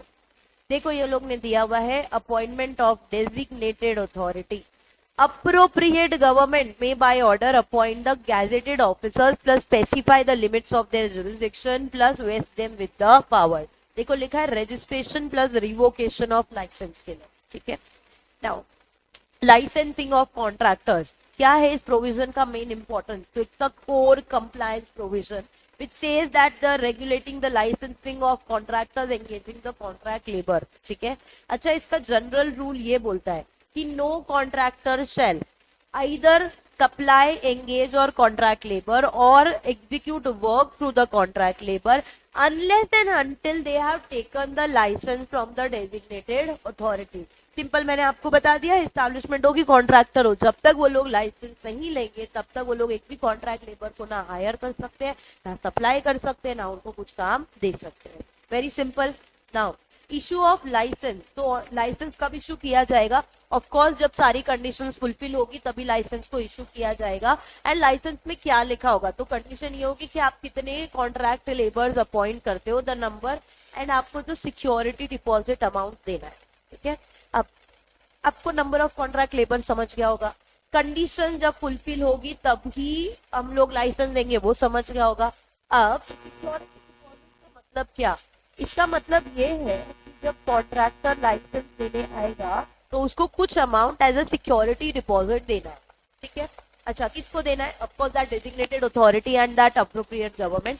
मुझे ये समझना है कि किसको ये अमाउंट क्यों देना है, बराबर। लॉजिक ये है कि देखो आपने उनको लाइसेंसिंग और रजिस्ट्रेशन भी कंपलसरी कर दिया और वो लोगों ने चलो लाइसेंसिंग एंड रजिस्ट्रेशन ले भी दिया, फिर भी तो हो सकता है कि कभी कॉन्ट्रैक्टर उनको वेजेस टाइम से ना दे या उनको फैसिलिटीज टाइम से ना दे, पॉसिबल। तो क्या करेंगे पता है? फॉर एग्जाम्पल, एक महीने में सारे कॉन्ट्रैक्ट लेबर्स कंप्लेन करने गए टू द डेजिग्नेटेड अथॉरिटी और हुमसोएवर अथॉरिटी कि ये महीने में ना हमारे कॉन्ट्रैक्टर ने हमको अभी तक वेजेस नहीं दिया है, बराबर। तो फिर क्या करेंगे पता है? वो जो सिक्योरिटी डिपॉजिट अमाउंट रखा होगा ना उसको गवर्नमेंट जब्त कर लेगा, मतलब उसको फोरफिट कर लेगा एंड उसमें से अमाउंट को रिकवर कराया जाएगा और वर्कर को पे किया जाएगा, ठीक है। Similarly with the safety, health and welfare condition, किसी महीने में या कभी अगर हमारा कॉन्ट्रैक्टर ये फैसिलिटी प्रोवाइड नहीं करता तो यही सिक्योरिटी डिपॉजिट अमाउंट को जब्त करेंगे और इसमें से पैसा दिया जाएगा। तो ऐसा बोल सकते हो कि अमाउंट लेके ना हमने कॉन्ट्रैक्टर को बांध दिया है ताकि वो कुछ भी गलत काम या ये फैसिलिटीज प्रोवाइड करने का काम ना करे। समझ में आया? क्लियर है ये? तो this is the logic for your security deposit amount, ठीक है। अब ये जो इशू ऑफ लाइसेंस दिया था ना, ये issue of licence was for all the general things, मतलब कॉन्ट्रैक्टर एक बार लाइसेंस लेके अपॉइंट करेगा, काम करेगा, सब कुछ। बट ये कब मिलेगा उसको? जब वो कंडीशन सेटिस्फाई कर रहा था तभी, बराबर। तो इसके बाद वाला टॉपिक बोल रहा है सिर्फ और सिर्फ वर्क स्पेसिफिक लाइसेंस। ऊपर वाले में उसको लाइसेंस मिला था for all the general condition, अब उसको लाइसेंस मिलेगा सिर्फ और सिर्फ एक पर्टिकुलर काम के लिए, ठीक है। और जिस काम के लिए लाइसेंस मिला है उसके अलावा वो कोई भी काम नहीं कर सकता। क्यों रखा है ये टॉपिक पता है? क्योंकि उसने ऊपर की कुछ जनरल कंडीशंस फुलफिल नहीं किया था, इसीलिए फिर उसको बोला कि आपको एक ही काम के लिए, एक पर्टिकुलर काम के लिए ही लाइसेंस दिया जाएगा, ठीक है। तो now the work specific license issued if the contractor does not meet the general criteria. So now the feature is valid only for the specific work order, renewable electronically and subject to the prescribed condition. इतना तक बात clear है? तो हमने क्या क्या पढ़ा अभी तक वो देखो। पहले applicability, non applicability of this act, then हमने अपॉइंट किया हुआ एक designated authority for the purpose of registration and licensing and revocation, ठीक है। फिर हम लोगों ने क्या किया यहाँ पे, तो लाइसेंसिंग ऑफ कॉन्ट्रैक्टर पढ़ा, जिसमें बोला कि कॉन्ट्रैक्टर तब तक सप्लाई, एंगेज, एग्जीक्यूट वर्क नहीं करेगा जब तक लाइसेंस नहीं लेता, ठीक है। अब उसको लाइसेंस कब मिलने वाला है? जब वो सारी जनरल कंडीशंस को फुलफिल करे, उसके बाद उसको लाइसेंस मिलेगा, ठीक है। अच्छा, उसके साथ साथ भी उसको नंबर ऑफ वर्कर्स कितने वो बताने पड़ेंगे एंड उसको एक सिक्योरिटी डिपॉजिट अमाउंट रखना पड़ेगा, okay. Now general licence, general condition fulfil करते हो तो सब चीजों के लिए लाइसेंस, लेकिन जनरल कंडीशन फुलफिल नहीं करते तो आप लोगों को सिर्फ वर्क स्पेसिफिक लाइसेंस मिलेगा, मतलब एक ही काम के लिए एक लाइसेंस मिलेगा, उसके अलावा आप कुछ भी कर नहीं पाओगे। इतनी तक बात क्लियर है? अब आगे क्या दिया हुआ है देखो, कंडीशंस फॉर लाइसेंस। लाइसेंस में ना आपको कंडीशंस दिया हुआ रहेगा रिगार्डिंग व्हाट। देखो हम यहाँ पे कॉन्ट्रैक्ट लेबर्स का क्या फिक्स करना चाह रहे हैं, ऑब्वियसली उनके वर्किंग आवर्स, उनकी हॉलीडे, उनसे क्या काम करवाया जा रहा है, वही सब ना।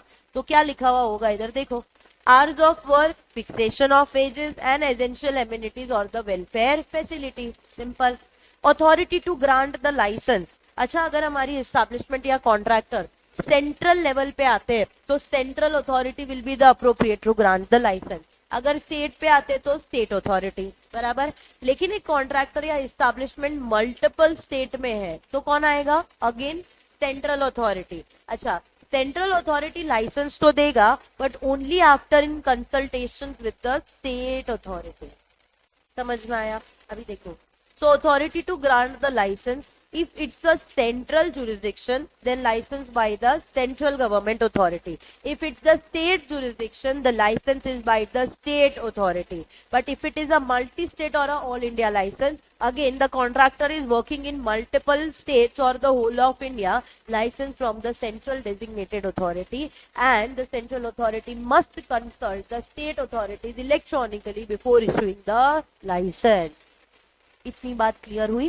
टॉपिक अभी खत्म नहीं हुआ है, अभी बहुत सारा टॉपिक है। इसमें डिवाइड करते छोटे छोटे पार्ट में और बार बार उसको रिपीट करते ताकि हम लोगों को वो चीज दिमाग में जाए, ठीक है। तो अभी तक आप लोगों ने पढ़ा about your applicability, non applicability, बहुत अच्छे से ध्यान रखना, वो इंटरमिटेंट एंड कैजुअल वाला, उसमें घूम मत जाना बीच में। देन हम लोगों ने बोला अगर एप्लीकेबिलिटी में फॉल होते हैं तो क्या लेना पड़ेगा? लाइसेंस। लाइसेंस लेने किसके पास जाएंगे? इसलिए पहले अप्रोप्रिएट गवर्नमेंट को अथॉरिटी तो बनानी पड़ेगी, तो अप्रोप्रिएट गवर्नमेंट ने बनाई एक अथॉरिटी जिसका नाम है डेजिग्नेटेड अथॉरिटी, ठीक है। डेजिग्नेटेड अथॉरिटीज पूरे के पूरे चैप्टर के अंदर, चैप्टर मतलब अपना ये प्रोविजन फॉर कॉन्ट्रैक्ट लेबर के अंदर लाइसेंसिंग, रिवोकेशन, रजिस्ट्रेशन, सस्पेंशन सब कुछ गवर्न करेगा, ठीक है। तो नाउ लाइसेंसिंग ऑफ कॉन्ट्रैक्टर ये बोलता है जब तक आप डेजिग्नेटेड अथॉरिटी के पास से लाइसेंस नहीं ले लेते तब तक ना ही आप सप्लाई, एंगेज या एग्जीक्यूट कराओगे any work by the contract labour, ठीक है। दो टाइप का लाइसेंस मिलेगा आपको, अगर आप जनरल कंडीशन फुलफिल करते हो तो सब चीजों के लिए लाइसेंस मिलेगा, लेकिन अगर आप जनरल कंडीशन फुलफिल नहीं करते तो वर्क स्पेसिफिक लाइसेंस मिलेगा। जब जनरल कंडीशंस फुलफिल किया और आपको लाइसेंस मिल रहा है तब आपको उधर number of workers as well as the security deposit amount वो देना पड़ेगा, ठीक है। देन आएगा आपका वर्क स्पेसिफिक लाइसेंस, ठीक है। भाई तुम कोई भी टाइप का लाइसेंस ले लो, हर एक लाइसेंस की कुछ कंडीशन होगी और वो कंडीशन क्या होगा कि जो कॉन्ट्रैक्ट लेबर है उनके आवर्स ऑफ वर्क फिक्स किए क्या, उनका वेज पेमेंट फिक्स किया क्या, उनको वेलफेयर है और सारी फैसिलिटीज दी क्या। हमको इसी के लिए तो कॉन्ट्रैक्टर को कंपलसरी कराना है कि भाई लाइसेंस ले तो हम लोगों को ये सब चीजें पता चले, ठीक है।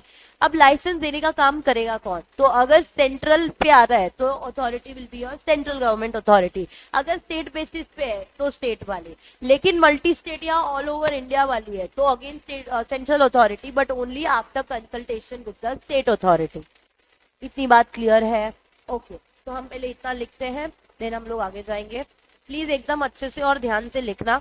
अच्छा, आप लोग हेडिंग लिखो स्पेशल प्रोविजन फॉर, देखो कॉन्ट्रैक्ट लेबर में अभी तक आप लोगों ने पढ़ा एप्लीकेबिलिटी नॉन एप्लीकेबिलिटी, देन आप लोगों ने पढ़ा वो intermittent and seasonal nature, then आप लोगों ने पढ़ा about the licensing of the contractor, but before that we need an authority, तो अप्रोप्रिएट गवर्नमेंट ने बनाई डेजिग्नेटेड अथॉरिटी, ठीक है। देन लाइसेंस हम लोग किस टाइप का देंगे, मतलब अगर सेंट्रल वाले तो सेंट्रल गवर्नमेंट अथॉरिटी सफिशिएंट होगा, स्टेट बेस पे तो स्टेट होगा, मल्टी स्टेट या ऑल इंडिया पे है तो फिर central authority will be the appropriate and they will grant licence with consultation with the state authority, ठीक है। अब वन बाय वन लाइसेंसिंग का प्रोविजन स्टार्ट होगा, वो देखना। So see procedure for issue और रिन्यूअल ऑफ द लाइसेंसेस, बोलो।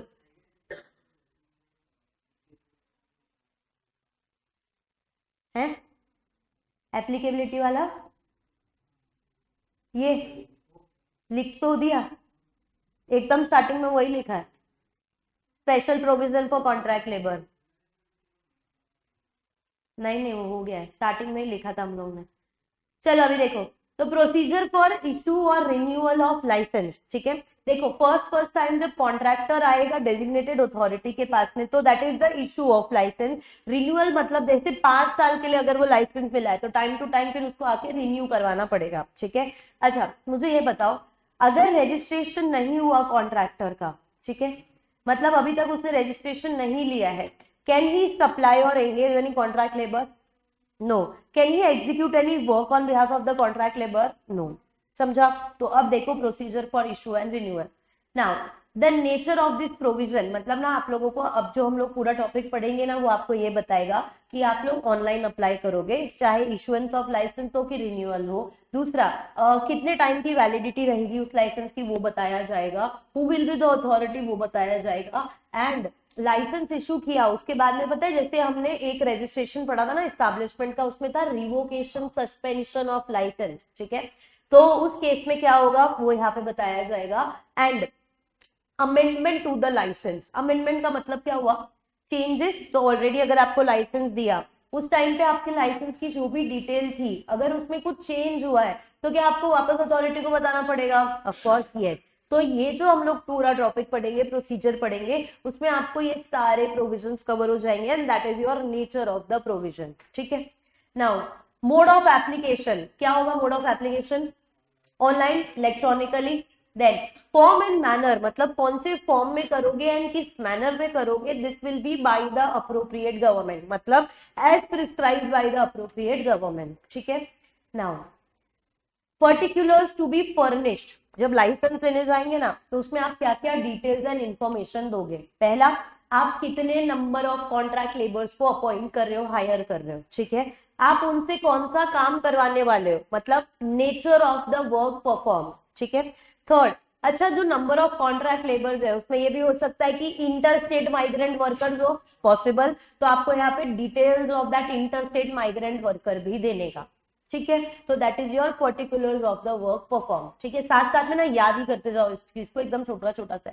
Now who is the processing authority? Processing authority मतलब कौन आपका एप्लीकेशन लेगी और आपको लाइसेंस देने का काम करेगी, कौन सी अथॉरिटी? अप्रोप्रिएट गवर्नमेंट ने किसको बनाया है? डेजिग्नेटेड अथॉरिटी को, ठीक है। अच्छा एक बार आपको लाइसेंस मिल गया तो वैलिडिटी कितना?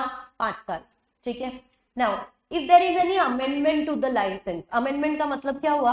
चेंज। अच्छा उसके लिए ना मुझे 1 मिनट के लिए पर्टिकुलर्स टू बी फर्निश याद करना पड़ेगा। इसमें आपने क्या लिखा था? Number of contract labours. अच्छा उस टाइम जब आपने एप्लीकेशन किया था तब कुछ 50 थे, ठीक है, अब बढ़ के 55 हो गए, लेकिन अभी भी आपके लाइसेंस में कितना नंबर बोल रहा है? 50। Do you need to amend your licence, मतलब do you need to tell the authority कि देखो मेरे यहाँ पे इतने कॉन्ट्रैक्ट लेबर बढ़ गए? ऑफ कोर्स यस, बिकॉज जब हम लोगों को उनको सारी फैसिलिटी देनी है तो कैसे पता चलेगा that all the workers are covered or not, all the contract labours are covered or not. तो अमेंडमेंट टू द लाइसेंस का मतलब ये हुआ कि अगर नंबर ऑफ लेबर्स बढ़ते हैं तो आपको बताना पड़ेगा, and that is only that there will be a change in your licence. समझा? One liner. अच्छा रिन्यूअल ऑफ लाइसेंस, कितने टाइम के लिए वैलिड था हमारा लाइसेंस? 5 साल। 5 साल के बाद रिन्यू करोगे। अच्छा कैसे रिन्यू करोगे? तो आपने एप्लीकेशन कैसे की थी? इलेक्ट्रॉनिकली, रिन्यू भी कैसे होगा? इलेक्ट्रॉनिकली, बराबर। तो अच्छा ये पूरे के पूरे प्रोसेस में जैसे कॉन्ट्रैक्टर सब कुछ कर रहा है, मेन चीज सब कॉन्ट्रैक्टर कर रहा है, बट क्या कॉन्ट्रैक्टर अपने कॉन्ट्रैक्ट लेबर से कोई भी फीस, चार्जेस, कमीशन या कोई भी टाइप का एक्सपेंस उनके ऊपर डाल सकता है, ये बोल के कि देखो मैं तुम्हारे लिए तो रजिस्ट्रेशन ले रहा हूं तो आपको मुझे इतना फीस देना पड़ेगा? डेफिनेटली नो एंड एकदम प्रोहिबिटेड। तो कॉन्ट्रैक्टर कॉन्ट्रैक्ट लेबर से एक भी रुपए का चार्ज कवर नहीं करेगा for doing any of this things. ये समझ में आया? सिंपल है एकदम। देखते हैं फटाफट से। सो प्रोसीजर फॉर इशू और renewal of the licence, nature of the provision. देखो क्या तुमको इसमें इशू एंड रिन्यू कैसे करना है वो पता चला, आप लोगों को ई एप्लीकेशन पता चला, कितने टाइम के लिए वैलिड है वो पता चला, अमेंडमेंट कैसे होगा वो पता चला, एंड रिस्पॉन्सिबिलिटी किस चीज की, तो यहाँ पे पेमेंट ऑफ वेजेस की और वेलफेयर और वो सारी फैसिलिटी प्रोवाइड करने की रिस्पॉन्सिबिलिटी किसकी? Of course your contractor. Contract labour के लिए उसका बॉस मतलब उसका एम्प्लॉयर कौन है? कॉन्ट्रैक्टर। तो सारी की सारी सर्विसेज एंड वेजेस कौन प्रोवाइड करेगा? कॉन्ट्रैक्टर। ठीक है। Now mode of application will be electronically, form and manner will be as prescribed by the appropriate government, particulars to be furnished। देखो आ गया number of contract labour, nature of the work, other prescribe particulars including the interstate migrant workers की detail. ठीक है। Processing authority कौन? Designated authority. कितने time के लिए लाइसेंस वैलिड? 5 साल। Amendment of the licence, amendment मतलब चेंज, और चेंज क्या हुआ है? Increase in the number of the workers. तो लाइसेंस भी अमेंड करना पड़ेगा। अच्छा अभी हमारी ना एडिशनल सिक्योरिटी डिपॉजिट अमाउंट भी ऐड हो जाएगी, समझ रहा है? जितने ज्यादा वर्कर उतनी ज्यादा हमारी सिक्योरिटी डिपॉजिट अमाउंट। ठीक है। अच्छा रिन्यूअल ऑफ लाइसेंस 5 साल के बाद करोगे। रिन्यूअल कैसे करोगे? इलेक्ट्रॉनिकली।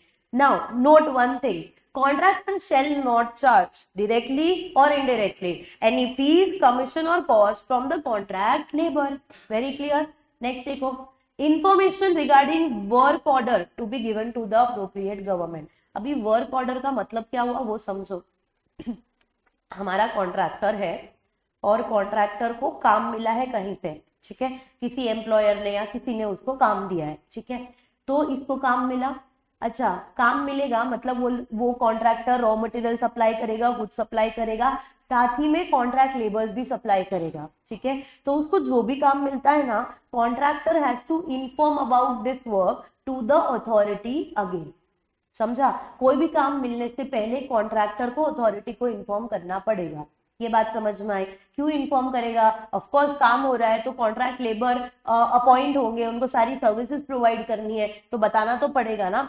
दूसरा, व्हाट इफ अगर वो फिर भी अथॉरिटी को नहीं बताता, ठीक है, पॉसिबल हो सकता है कॉन्ट्रैक्टर ने नहीं बताया उसको जो भी काम मिला, तो पता है अथॉरिटी क्या करेगा? सीधा उसका लाइसेंस या तो रिवोक या तो सस्पेंड कर देगा। बराबर? तो कॉन्ट्रैक्टर के पास कोई ऑप्शन ही नहीं बचता है नहीं बताने का। Contractor has to compulsorily inform the authority कि मुझे ये काम मिला है और ये काम मैं अभी शुरू करने वाला हूं। जैसे नहीं होता प्रोजेक्ट मिला है अपने को तो हम इस पे काम करने वाले वो बताते हैं, वैसे सेम टू सेम। ठीक है। Now see, so information regarding the work order to be given to the appropriate government. ठीक है। The nature of this provision is compliance and accountability provision ensuring transparency between the contractor and the government. ठीक है। Mandatory intimation when the contractor receives a work order from an establishment to either supply contract labor or to execute a work through the contract labor. Contractor shall intimate the designated authority. ठीक है। फिर भी नहीं किया तो penalty for the non-compliance. So if the contractor fails to give the intimation, then designated authority may either suspend or cancel the license was given as prescribed by the appropriate government। बराबर? Simple है, यहां तक फिर procedure चलते जा रहा है वो देखना। Okay. Now the next, revocation and suspension of the licence. इसके लिए मैं तुमको पता है रजिस्ट्रेशन ऑफ एस्टैब्लिशमेंट एक बार दिखा, वो जो फ्लो चार्ट हमने बनाया था स्टार्टिंग में एकदम रजिस्ट्रेशन ऑफ एस्टैब्लिशमेंट पढ़ा था। देखो आप लोगों को याद आएगा ये वाला, ये था ना पूरा, ये देखो रजिस्ट्रेशन ऑफ एस्टैब्लिशमेंट। इसका ना मुझे आपको एक प्रोविजन ऐसे एक्सट्रैक्ट बताना है जिससे तुम अभी वाला रिवोकेशन एंड सस्पेंशन कनेक्ट कर पाओगे। तो हुआ क्या था, हमने रजिस्ट्रेशन लिया था एस्टैब्लिशमेंट का, तो जो भी नई एस्टैब्लिशमेंट बनी थी उसके लिए हम लोग इधर रजिस्ट्रेशन लेने गए थे। फिर देखो क्या हुआ था, रजिस्टरिंग अथॉरिटी ने या तो हमको लाइसेंस दे दिया था या हम लोगों को कुछ बताया नहीं था तो हमने डीम रजिस्ट्रेशन मांगा। बट अब इस पे ना फोकस करो, फ्रॉड और मिसरिप्रेजेंटेशन हुआ था हमारी एप्लीकेशन पे, याद है? तो फ्रॉड और मिसरिप्रेजेंटेशन हुआ तो हमारा रजिस्ट्रेशन कंटिन्यू हो रहा था, एम्प्लॉयर के ऊपर प्रोसिक्यूशन लगा रहे थे। फ्रॉड पता चल रहा था तो क्या किया था, सीधा रिवोक, कैंसल या फिर पेनल्टी लगाई जा रही थी। कुछ याद आया? देखो ये वाला था miss representation, suppression of facts और द फ्रॉडुलेंट थिंग, ठीक है। अब यहाँ पे भी ना कुछ ऐसा ही केस हुआ है। तो जो आप लोग अभी पढ़ रहे हैं ना जैसे कॉन्ट्रैक्टर के बारे में, तो कॉन्ट्रैक्टर के केस में भी ऐसे ही हुआ है। देखना आप लोगों को टॉपिक दिखेगा, revocation and suspension of the licence, बराबर। नाउ ग्राउंड्स फॉर रिवोकेशन और सस्पेंशन कब होगा कि हमारा अथॉरिटी, डेजिग्नेटेड अथॉरिटी क्या ऐसे ही किसी का भी लाइसेंस को रिवोक कर देगा, सस्पेंड कर देगा? ऑफ कोर्स नहीं। तो हमारे कॉन्ट्रैक्टर ने कुछ तो मिसरिप्रेजेंटेशन किया रहेगा, कुछ तो फ्रॉड किया रहेगा, या सप्रेशन ऑफ फैक्ट्स किया रहेगा, मतलब कोई फैक्ट्स को छुपाया होगा। तो सीधा का सीधा क्या होगा, रिवोकेशन या सस्पेंशन। सी देखो क्या दिख रहा है, licence was obtained by misrepresentation or suspension or suppression of the material fact, और the license holder has failed to comply with the license conditions or the contravenant provision without prejudice to any other penalty under this code, the license will either be revoked or cancelled, or revoked, cancelled or suspended, ठीक है। Now what is the procedure for revocation or suspension? It will be decided by your central government as prescribed by your central government, ठीक है। वापस याद करो, फिर हम लोगों ने जैसे रजिस्ट्रेशन ऑफ एस्टैब्लिशमेंट किया था उसके नीचे एक अपील का प्रोविजन आया था। If the employer is aggrieved by the decision of that registering officer, he will go to the appellate authority. याद है, फिर 30 दिन का भी टाइम था अपील फाइल करने के लिए और 30 दिन में डिस्पोज भी करना था, ठीक है। देखना अभी यहाँ पे अपील फाइल करने का with in 30 days of the communication of the order, ठीक है। अब अपील कैसे फाइल करोगे, तो अपील को आप लोगों को फाइल करना है with that appellate authority, and जो हमारा जिसके पास अथॉरिटी थी उसके पास, उससे 1 स्टेप ऊपर जाओ, उसके पास में आप अपील फाइल करोगे। टाइमलाइन सेम टू सेम, उधर भी 30 डेज था, यहाँ पे भी आपको 30 डेज दिया हुआ है, ठीक है। तो हमने अभी यहाँ फिर क्या पढ़ा, जो बीच का टॉपिक था this revocation and suspension of the licence. Revocation and suspension क्या बोल रहा है, अथॉरिटी को ऐसे ही तो मजा नहीं आया कि किसी का भी लाइसेंस रिवोक कर दो या सस्पेंड कर दो, where that contractor has done any misrepresentation or suppression of the material facts or has failed to comply with the provision, तो फिर सीधा का सीधा उसका licence either revoke or suspended, ठीक है। प्रोसीजर क्या होगा, decided by the central government. अच्छा, किसी का लाइसेंस आप रिवोक और सस्पेंड कर रहे हो तो वो अग्रीव्ड पर्सन हो सकता है, तो क्या करने का, क्या उसके पास कुछ मौका है कहीं पे जाके बोलने को? Yes, he has the time period, मतलब वो अपील फाइल कर सकता है within a period of 30 days from the date of communication of the order. इतनी बात समझ में आई? Okay, now the next thing is liability of principal employer for welfare facility. अभी ये टॉपिक ऐसा बोल रहा है कि एक हियरार्की बनाता चलो।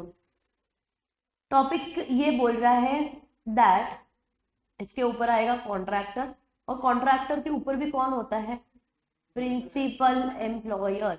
तो टॉपिक तो ऐसा बता रहा है कि ये जो प्रिंसिपल एम्प्लॉयर आपको दिख रहा है ना, इसकी लायबिलिटी होगी for providing the welfare facility. Welfare facility याद है, वो हमने अभी कल परसों जो भी लेक्चर हुआ था लास्ट उसमें पढ़ा था, वो वेलफेयर फैसिलिटी में था storing and drawing clothes, canteen facility, ambulance room, ये सब चीजें था ना। ये वही वेलफेयर फैसिलिटी की बात हो रही है। जब तुम वेलफेयर फैसिलिटी परमानेंट एम्प्लॉयज को दे रहे हो तो ऑफकोर्स तुम अपने कॉन्ट्रैक्ट लेबर को भी दोगे, ठीक है। तो यहाँ तो उन्होंने डायरेक्ट बोला, क्योंकि अभी तक तो हमने समझा था कि कॉन्ट्रैक्ट लेबर को सारी की सारी चीजें प्रोवाइड करने की रिस्पॉन्सिबिलिटी कॉन्ट्रैक्टर की होती है, और ये वाला सेक्शन बोल रहा है सीधा प्रिंसिपल एम्प्लॉयर की होती है। तो ये तो ऐसा हो गया, कॉन्ट्राडिक्ट हो रहा है। बट यहाँ पे डायरेक्टली प्रिंसिपल एम्प्लॉयर की लायबिलिटी इसीलिए दिया हुआ है क्योंकि ये अनरजिस्टर्ड कॉन्ट्रैक्टर है, मतलब इसने ना लाइसेंस ही नहीं लिया है अभी तक, इसीलिए प्रिंसिपल एम्प्लॉयर की डायरेक्ट रिस्पॉन्सिबिलिटी और लायबिलिटी दी है। कुछ समझा क्या? अच्छा, अगर ये रजिस्टर्ड होता तो प्रिंसिपल एम्प्लॉयर आता नहीं, डायरेक्टली किसकी रिस्पॉन्सिबिलिटी होती, कॉन्ट्रैक्टर की। But since he is an unlicensed और एन अनरजिस्टर्ड कॉन्ट्रैक्टर, इसीलिए सीधा लायबिलिटी किसकी, प्रिंसिपल एम्प्लॉयर के। ध्यान से समझना, कॉन्ट्रैक्ट लेबर को इन दोनों के बीच का क्या चीज है, ठीक है, सिनेरियो है कि किसने रजिस्ट्रेशन लिया है नहीं लिया है, एम्प्लॉयर और कॉन्ट्रैक्टर के बीच में क्या मचमच हो रही है, वो कॉन्ट्रैक्ट लेबर का लेना देना है नहीं। उसको तो अपने राइट्स, मतलब उसको अपना टाइम पे वेजेस और वेलफेयर फैसिलिटी मिलनी चाहिए, फिर वो चाहे प्रिंसिपल एम्प्लॉयर दे रहा हो या कॉन्ट्रैक्टर दे रहा हो, उसके लिए तो उसको सिर्फ रिसीव करना जरूरी है। That's why this provision has been kept. नहीं तो पता है क्या होता, अब आपस में कॉन्ट्रैक्टर और एम्प्लॉयर झगड़ रहे होते हैं कि भाई हमारा रजिस्ट्रेशन ही तू देगा और वो बोलेगा कि आप दोगे, तो ऐसे तो चलेगा ही नहीं। मतलब कॉन्ट्रैक्ट लेबर तो बस देखते रह जाएंगे और कभी भी फैसिलिटीज या वेजेस टाइम पे नहीं मिलेगा। तो इसीलिए आप लोगों को डायरेक्ट ये प्रोविजन दिया हुआ है। देखो ये चीज, effect of employing contract labour from a non-licensed contractor then deemed to be in the contravention of the provision of the code, because पहले ऐसे ही बोला है ना कि लाइसेंस जब तक नहीं होगा तब तक आप अपॉइंट ही नहीं कर सकते, ठीक है। फिर भी कॉन्ट्रैक्टर मस्ती करता है तो एम्प्लॉयर के ऊपर लायबिलिटी आएगी। अच्छा, क्या एम्प्लॉयर चाहेगा कि उसके ऊपर सारी लायबिलिटी आ जाए जस्ट बिकॉज कॉन्ट्रैक्टर रजिस्टर्ड नहीं है? नहीं। तो देखो टू वेज प्रोविजन कंप्लायंस वाला हो गया, ठीक है। तो that's why this provision has been kept. अच्छा, अब अगर मैं नॉर्मल सिचुएशन की आप लोगों को बात करूं तो responsibility of the payment of wages किसकी होगी in case of contract labour? कौन करेगा पेमेंट? कॉन्ट्रैक्टर, नॉर्मल सिचुएशन, ठीक है। अच्छा, कैसे करने का पेमेंट? मैं ये मतलब मोड ऑफ पेमेंट ये बोलना चाहता है कि प्रूफ रहे वैसा पेमेंट करो, बैंक ट्रांसफर या इलेक्ट्रॉनिकली, तभी तो प्रूफ रहेगा ना कि इस तारीख को इतना पैसा कॉन्ट्रैक्ट लेबर को मिल गया है, ठीक है। देन अच्छा, फिर भी contractor fails to make the payment on time or to the contract labour, किसकी लायबिलिटी आएगी? हम प्रिंसिपल एम्प्लॉयर की। समझ में आया ये? अब ये भी एक नया चीज है आपके लिए, अभी तक वाले पॉइंट्स तो समझे हमको। ये है एक नया चीज विच इज एक्सपीरियंस सर्टिफिकेट। अच्छा, पता है बहुत लोग ट्रेनिंग करते हैं, जैसे अभी अपने लोग ट्रेनिंग करेंगे सर्टिफिकेट मिलेगा, तो एक्सपीरियंस सर्टिफिकेट का मतलब ये हुआ कि contractor once the contract is terminated और द वर्क इज डन, तो कॉन्ट्रैक्टर ना कॉन्ट्रैक्ट लेबर को एक एक्सपीरियंस सर्टिफिकेट प्रोवाइड करेगा। नाम से समझ में आ रहा होगा कि उसने ये काम किया, इतने टाइम काम किया और उसका काम सेटिस्फैक्टरी था, तो उसके लिए एक्सपीरियंस सर्टिफिकेट, जैसे जॉब मार्केट में नहीं होता अपने सर्टिफिकेट और वो कलेक्ट करते हैं, जहाँ पे काम किया उधर उधर का एक्सपीरियंस लेटर मिलता है कि हमने इस ऑर्गेनाइजेशन के साथ इतने साल काम किया और ये हमारा एक्सपीरियंस सर्टिफिकेट है। सेम टू सेम मैनर में कॉन्ट्रैक्ट लेबर्स को ये कॉन्ट्रैक्टर सर्टिफिकेट प्रोवाइड करेगा। क्यों करने का? इससे कॉन्ट्रैक्ट लेबर्स को क्या हेल्प मिलेगी? देखो कॉन्ट्रैक्ट लेबर तो टेम्पररी है ना, एक ऑर्गेनाइजेशन से दूसरी में जाएंगे तो फिर उनको काम में आएगा ना जैसे जैसे उनका एक्सपीरियंस बढ़ते जाएगा। अरे समझ रहा है कि नहीं? तो that is about your contract experience certificate. Now see the concerned contractor shall issue an experience certificate to the contract labour, ठीक है। अच्छा, form prescribe by the appropriate government, मतलब कौन से फॉर्म में होगा, किस मैनर में होगा, वो अप्रोप्रिएट गवर्नमेंट बताएगा। अच्छा, क्या लिखोगे उसमें? ऑब्वियसली जो बात की आपने, details of the work perform by the contract labour, बराबर। One last provision regarding contract labour, उसके बाद हमारा कॉन्ट्रैक्ट लेबर वाला टॉपिक खत्म हुआ। देखिए आप लोगों को एक ही के अंदर कितने सारे क्वेश्चन थे। वैसे अभी आप लोग को फैक्ट्री चालू होगा, फैक्ट्री में भी आपको कुछ ऐसी ही चीजें दिखेगी, ठीक है। बस ये दो मेन चंक थे जो हमारे बाकी थे, एक खत्म हो गया, एक अभी खत्म होगा, मतलब एटलीस्ट पढ़ के तो हो ही जाएगा। तो majority of the act is over, code is over, ठीक है। चलो अब फटाफट से देखते हैं। तो अभी तक हमने जो पढ़ा ये था। अब एक लास्ट प्रोविजन है कॉन्ट्रैक्ट लेबर वाली, वो ये बोल रही है, पहले लाइन में लिख दिया prohibition of employment of contract labour. मतलब क्या बोल रहा है कि हम लोग कॉन्ट्रैक्ट लेबर को अपॉइंट ही नहीं कर सकते, इट्स प्रोहिबिटेड। तो ऐसा तो क्या हो गया कि कॉन्ट्रैक्ट लेबर को मना कर दिया काम करने से। तो ये प्रोविजन बहुत ध्यान से समझना। एक इस्टेब्लिशमेंट की जो कोर एक्टिविटी होती है ना, पता है हम लोगों ने कोर एक्टिविटी का एक डेफिनेशन किया था। तो एक एस्टैब्लिशमेंट की जो कोर एक्टिविटी होती है ना, उसमें कॉन्ट्रैक्ट लेबर्स को काम करना अलाउड नहीं है, बराबर। रीजन भी समझना, ध्यान से भी सब कुछ सुनना। First of all, what is the core activity? The main or the principal activity for which the establishment is form, definition किया हुआ है इसका, ठीक है। अब कॉन्ट्रैक्ट लेबर्स को बोला है कि आप लोग ये मेन एक्टिविटी में शामिल नहीं होंगे, मतलब कोई भी एस्टैब्लिशमेंट का जो कोर काम है ना, वो काम आप लोग नहीं करोगे, बराबर। ये क्यों बोला हुआ है? पहला आप है ना इसको एम्प्लॉयर के साइड से समझना, मतलब जो एस्टैब्लिशमेंट का एम्प्लॉयर है, और दूसरा समझना from the permanent employees working in that establishment, बराबर। एम्प्लॉयर का रीजन क्या है समझो। कोर एक्टिविटी मतलब एकदम मेन एक्टिविटी जिसके लिए एस्टैब्लिशमेंट बना हुआ है। तो जब एक इंसान कोई भी ऑर्गेनाइजेशन की कोर एक्टिविटी में शामिल होता है, तो क्या वो ऑर्गेनाइजेशन का इन एंड आउट सब जान लेता है? यस। हो सकता है उस इन एंड आउट में कुछ ट्रेड सीक्रेट जैसा भी हो, या बिजनेस की इतनी इंपॉर्टेंट सीक्रेट हो जो बाकी लोगों को पता चल जाए, बराबर। तो अगर आप कॉन्ट्रैक्ट लेबर जो कि एक टेम्पररी टाइम के लिए आए हुए काम करने वाले लोग होते हैं और आप उनको एकदम अपने घर में जगह दे दोगे, जैसे ना ऐसा ही सिंपल ऐसे मेहमान को एकदम घर में हम लोग रहने देते तो टेम्पररी टाइम होता है ना, परमानेंट रहने आ जाएंगे नहीं। तो इस्टेब्लिशमेंट की जो कोर एक्टिविटी है ना, उस कोर एक्टिविटी में अगर आप कॉन्ट्रैक्ट लेबर्स को इंक्लूड कर देते हो तो हो सकता है, सोचो from the business point of view, वो इन एंड आउट जान लेगा उस एस्टेब्लिशमेंट का, वो कोर एक्टिविटी के साथ सीक्रेट जान लेगा बिजनेस एस्टेब्लिशमेंट का। एंड ये तो टेम्पररी वाला वर्कर है, आज इधर काम कर रहा है, कल दूसरी जगह काम करेगा। अच्छा, जो दूसरी एस्टेब्लिशमेंट में जब वो जाएगा और वो एस्टेब्लिशमेंट इन्हीं का ही कॉम्पिटिटर हुआ तो समझ में आ रहा है क्या होगा, सीक्रेट इधर से उधर लीक हो जाएंगे। समझा? To protect the main secrets or the main business privacy to get, हम लोग कॉन्ट्रैक्ट लेबर को रेस्ट्रिक्ट करते हैं। पहले ये समझ आया। अब है ना, जो परमानेंट एम्प्लॉयज है उनके पॉइंट ऑफ व्यू से सोचो, अगर सारा काम हमारे कॉन्ट्रैक्ट लेबर ही कर लेंगे तो परमानेंट एम्प्लॉय क्या करेगा? दूसरा, चांसेस आर कि कॉन्ट्रैक्ट लेबर परमानेंट एम्प्लॉयज को रिप्लेस कर दे। ठीक है, तो इन दोनों कारणों की वजह से हम कोई भी एस्टैब्लिशमेंट की कोर एक्टिविटी में कॉन्ट्रैक्ट लेबर्स को नहीं चाहते। रीजन समझ में आया, लॉजिक समझ में आया। लेकिन देखो इंडिया में ना वैसे भी हमारे पास कभी कभी बहुत एक्स्ट्रा ऑर्डिनरी, बहुत ज्यादा वर्कलोड हो जाता है, काम हो जाता है। ठीक है, तो इसमें ना आई बिलीव कि कुछ तो एक्सेप्शन रखने चाहिए, एंड लॉ में भी एक्सेप्शन रखा हुआ है। अभी प्रोविजन पढ़ोगे तो उसमें एक्सेप्शन दिया हुआ है। ठीक है, एक्सेप्शन ये बोलता है कि जनरल सिनेरियो में तो आप कॉन्ट्रैक्ट लेबर को कोर एक्टिविटी में अलाउ नहीं करोगे, बट जब काम का वर्कलोड बहुत ज्यादा एक्सेस हो जाता है तो कुछ काम कॉन्ट्रैक्ट लेबर को करने के लिए दिया जा सकता है।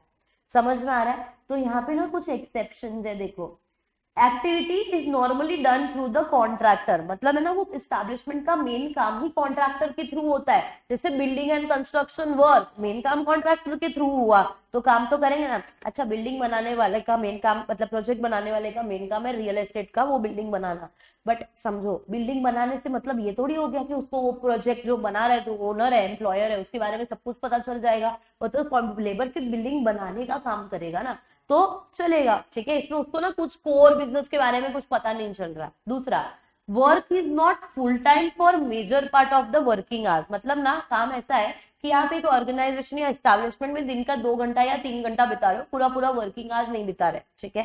Third, there is a sudden increase of work to be completed in the fix time. तो भाई जब 10 लोग हैं और वो नहीं एक सीजन आता है ना जब बहुत काम बढ़ जाता है तो 10 परमानेंट एम्प्लॉय से बेचारों से पूरा नहीं हो पाएगा, तो हमने क्या किया, 5 कॉन्ट्रैक्ट लेबर्स को भी बोला कि आप लोग काम करो। ठीक है, so this is the case where we are dealing with कि कोर एक्टिविटी में हम लोग अलाउ नहीं करेंगे। ठीक है।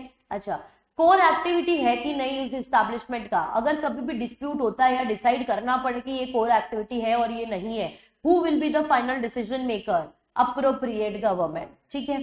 डेजिग्नेटेड अथॉरिटी तो एडवाइस करेंगे कि ये एक्टिविटी कोर है कि नहीं उसके बारे में एडवाइस करो। दोनों के बीच में डिस्प्यूट हो जाएगा तो डिस्प्यूट रेजोल्यूशन के लिए डायरेक्ट गवर्नमेंट को अप्लाई करो। Then process of decision government directly decide करेगा या डेजिग्नेटेड अथॉरिटी को बोलेगा इंक्वायरी करो, मुझे रिपोर्ट दो, and then the final decision will be taken by the government. समझ आया? तो दिस इज एन इम्पोर्टेंट, इसको भी मैं थोड़ा इंपॉर्टेंट लिखना चाहूंगी, शायद केस स्टडी के फॉर्म में या डायरेक्ट क्वेश्चन के फॉर्म में वो लोग आपको पूछ सकते हैं। So this can be your question आज। So अब हुआ तुम्हारा फाइनल कॉन्ट्रैक्ट लेबर यहाँ पे खत्म। ठीक है, तो फटाफट से ब्रेक के बाद के जो टॉपिक किए ना हम लोग वो देखते हैं। तो कहाँ से किया था? आई थिंक हाँ, प्रोसीजर वाले से, इधर से किया था आपने। ठीक है, so procedure for issual and renewal of licence फटाफट से रिवाइज करते हैं। इसमें इस टॉपिक में आपको बताया जा रहा है कि आप कैसे अप्लाई करोगे इशुअल के लिए, रिन्यूअल के लिए, वैलिडिटी क्या होगा, डेजिग्नेटेड अथॉरिटी होगी, and amendment to the licence कैसे होगा। ठीक है। Then mode of application is your online application, that is electronically, form and manner as prescribed by the appropriate government. ठीक है। Then particulars to be furnished, number of contract labor, nature of work that they will perform, and the details including the interstate migrant workers. ठीक है। Now processing authority, कौन आपकी application को देखेगा, review करेगा, licence देगा? Designated authority. कितने time के लिए मिलेगा? 5 साल। Amendment of the licence, amendment मतलब चेंज किस टॉपिक पे हो रहा है? नंबर ऑफ वर्कर्स बढ़ रहे हैं। ठीक है, तो आपको बताना पड़ेगा, उस हिसाब से अमेंडमेंट होगा। ठीक है। रिन्यूअल ऑफ लाइसेंस इलेक्ट्रॉनिकली करोगे, 5 साल का पीरियड खत्म हो जाएगा उसके बाद करोगे, ठीक है। अच्छा, क्या इस पूरे प्रोसेस में कॉन्ट्रैक्टर 1 भी रुपया चार्ज करेगा from the contract labour? No, ठीक है। Now information regarding work order to be given to the appropriate government. If I am the contractor, मुझे किसी ने वर्क ऑर्डर दिया, मतलब मुझे काम करने के लिए बोला, प्रोजेक्ट दिया, तो मुझे ना सीधा जाके अप्रोप्रिएट गवर्नमेंट को बताना पड़ेगा कि देखो भाई मुझे ये काम मिला है, ठीक है।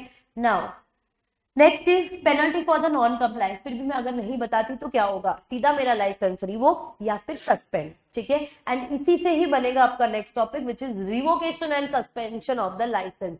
अगर मैंने मिसरिप्रेजेंटेशन किया, फ्रॉड किया या सप्रेशन ऑफ मटेरियल फैक्ट्स किया तो डायरेक्ट या तो मेरा लाइसेंस रिवोक या फिर सस्पेंड, ठीक है। अब procedure for revocation and suspension it will be decided by your central government. अगर कोई भी पर्सन अग्रीव्ड है, सपोज मैं अग्रीव्ड हूं, तो can I file an appeal? Yes. कितने दिन में? Within 30 days from the date of communication of the order, ठीक है।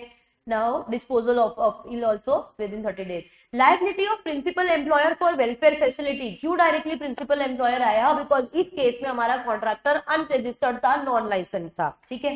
Then responsibility for the payment of wages. अगर नॉर्मल है, नॉर्मल सिचुएशन में तो कॉन्ट्रैक्टर रिस्पॉन्सिबल, फिर भी कॉन्ट्रैक्टर नहीं प्रोवाइड करता तो सीधा प्रिंसिपल एम्प्लॉयर रिस्पॉन्सिबल, ठीक है।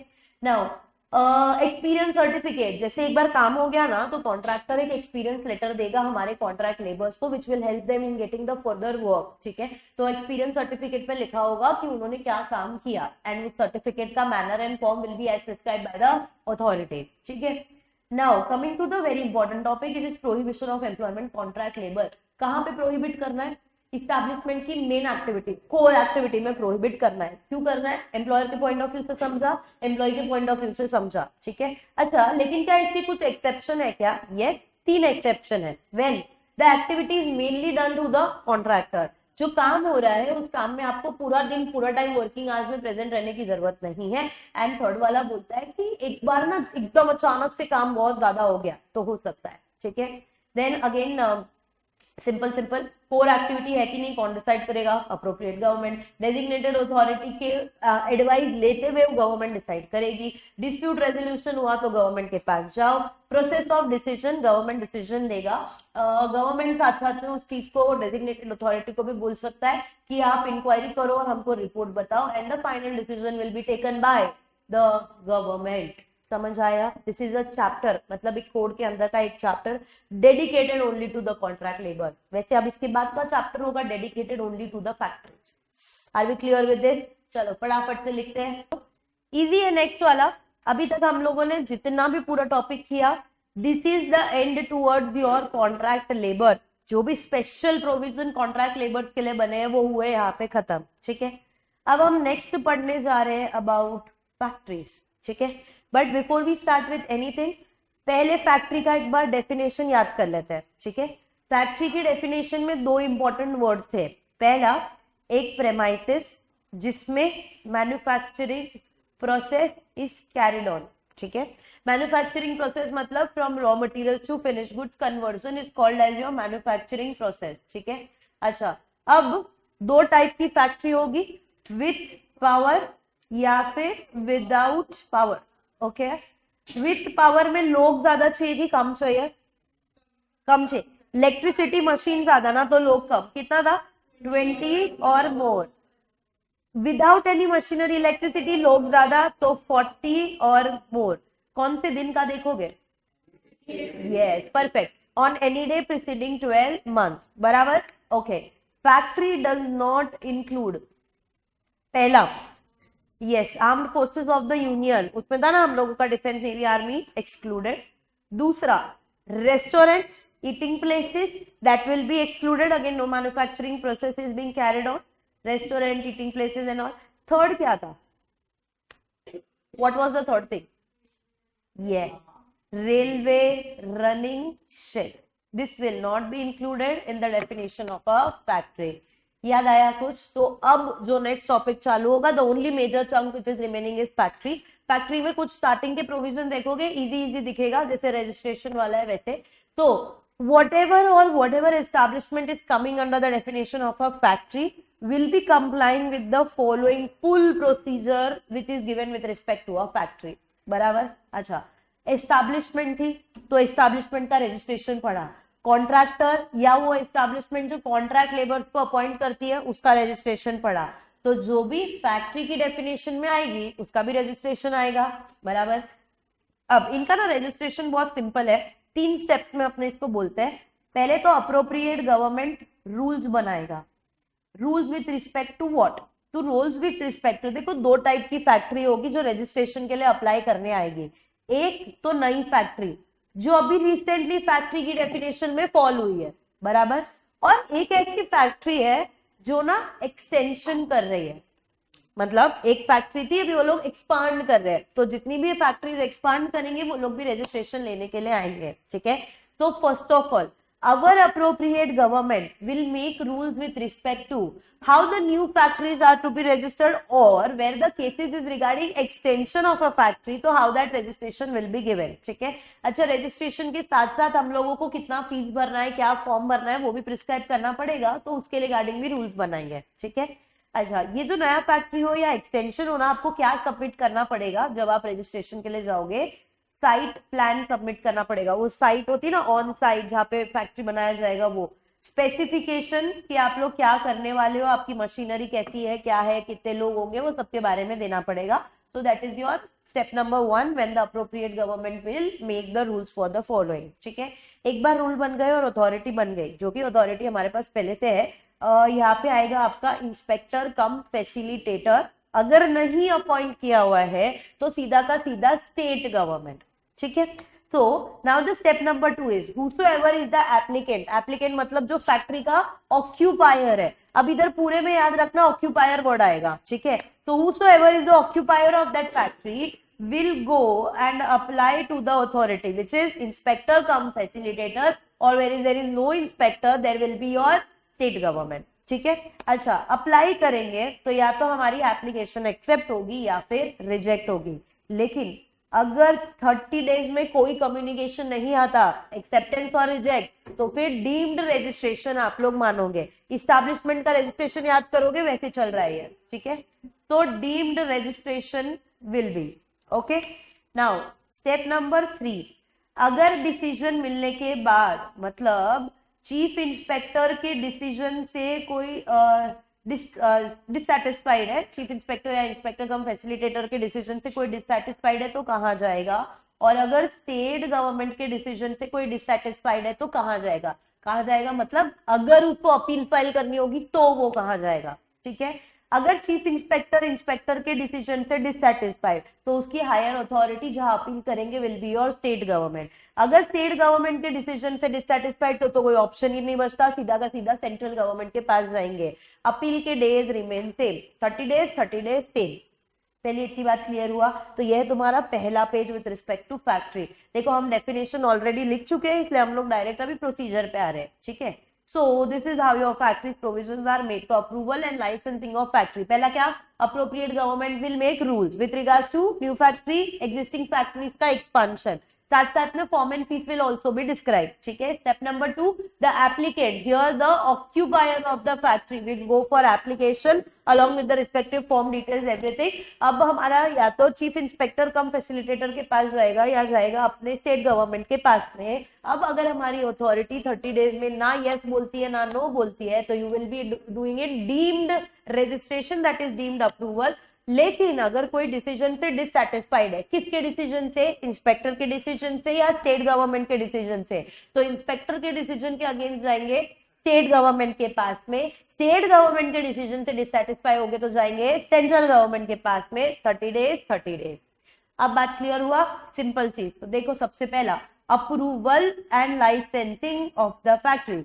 The appropriate government may make rules in respect of factory for submission of plan, including specification, nature and certification thereof. Now, the previous permission for the site on which the factory is to be situated and for the construction and extension thereof. Third, licensing and renewal, including the fees to be payable. Okay. If on the application for permission accompanied by the plans and specification is sent to the state government or chief inspector in electronic mode and no order is communicated to the applicant within a period of not exceeding 30 days, then it will be deemed approved. Now, appeal to the central government where the state government or chief inspector refuses to grant the permission to the site construction or extension of a factory and licensing, the applicant may file an appeal. State के decision से dissatisfied central के पास, chief inspector के decision से dissatisfied state के पास, 30 days। पहले इतनी बात clear हो गया। Now coming to the next thing, अब हम लोगों ने पता इधर का सेकेंड पॉइंट क्या था, it was regarding extension of the factory. तो नेक्स्ट क्वेश्चन बोल रहा है कि कब हम मानेंगे कि फैक्ट्री एक्सपांड नहीं हुई है, बराबर। एक्सपांड होती है, एक्सटेंड होती तो परमिशन लाइसेंस वापस लेने जाते, लेकिन कौन सा ऐसा केस है जब हम लोग इसको एक्सटेंशन नहीं गिनेंगे, ठीक है। तो अगर ना आप लोगों ने अपने फैक्ट्री में सिर्फ नई मशीन को लेके आए हो, प्लांट एंड मशीनरी को, कि पुरानी मशीन को नई मशीन के साथ में रिप्लेस किया है, तो क्या तुमने फैक्ट्री एक्सपांड कर दिया, एक्सटेंशन कर दिया? नहीं। तो ये सिंपल लॉजिक है। बट इसके साथ अगर आप रिप्लेसमेंट या addition of plant and machinery करते हो तो आपको दो कंडीशन सेटिस्फाई करनी पड़ेगी। कंडीशन ये बोलता है कि नई मशीनरी आ रही है, ठीक है, रिप्लेसमेंट के केस में भी और एडिशन के केस में भी। तो जो नई मशीन आ रही है ना, तो वो जो मिनिमम वर्किंग स्पेस था, जो मिनिमम प्लेस था, उसको अफेक्ट नहीं कर रही, वो minimum space as it is है। मतलब जैसे ये फैक्ट्री सॉरी ये मशीन इतनी थी, तो नई मशीन आएगी उसकी भी जगह इतनी होनी चाहिए और बाकी का वो minimum working space should be available, मतलब no changes in the area of the space, ठीक है।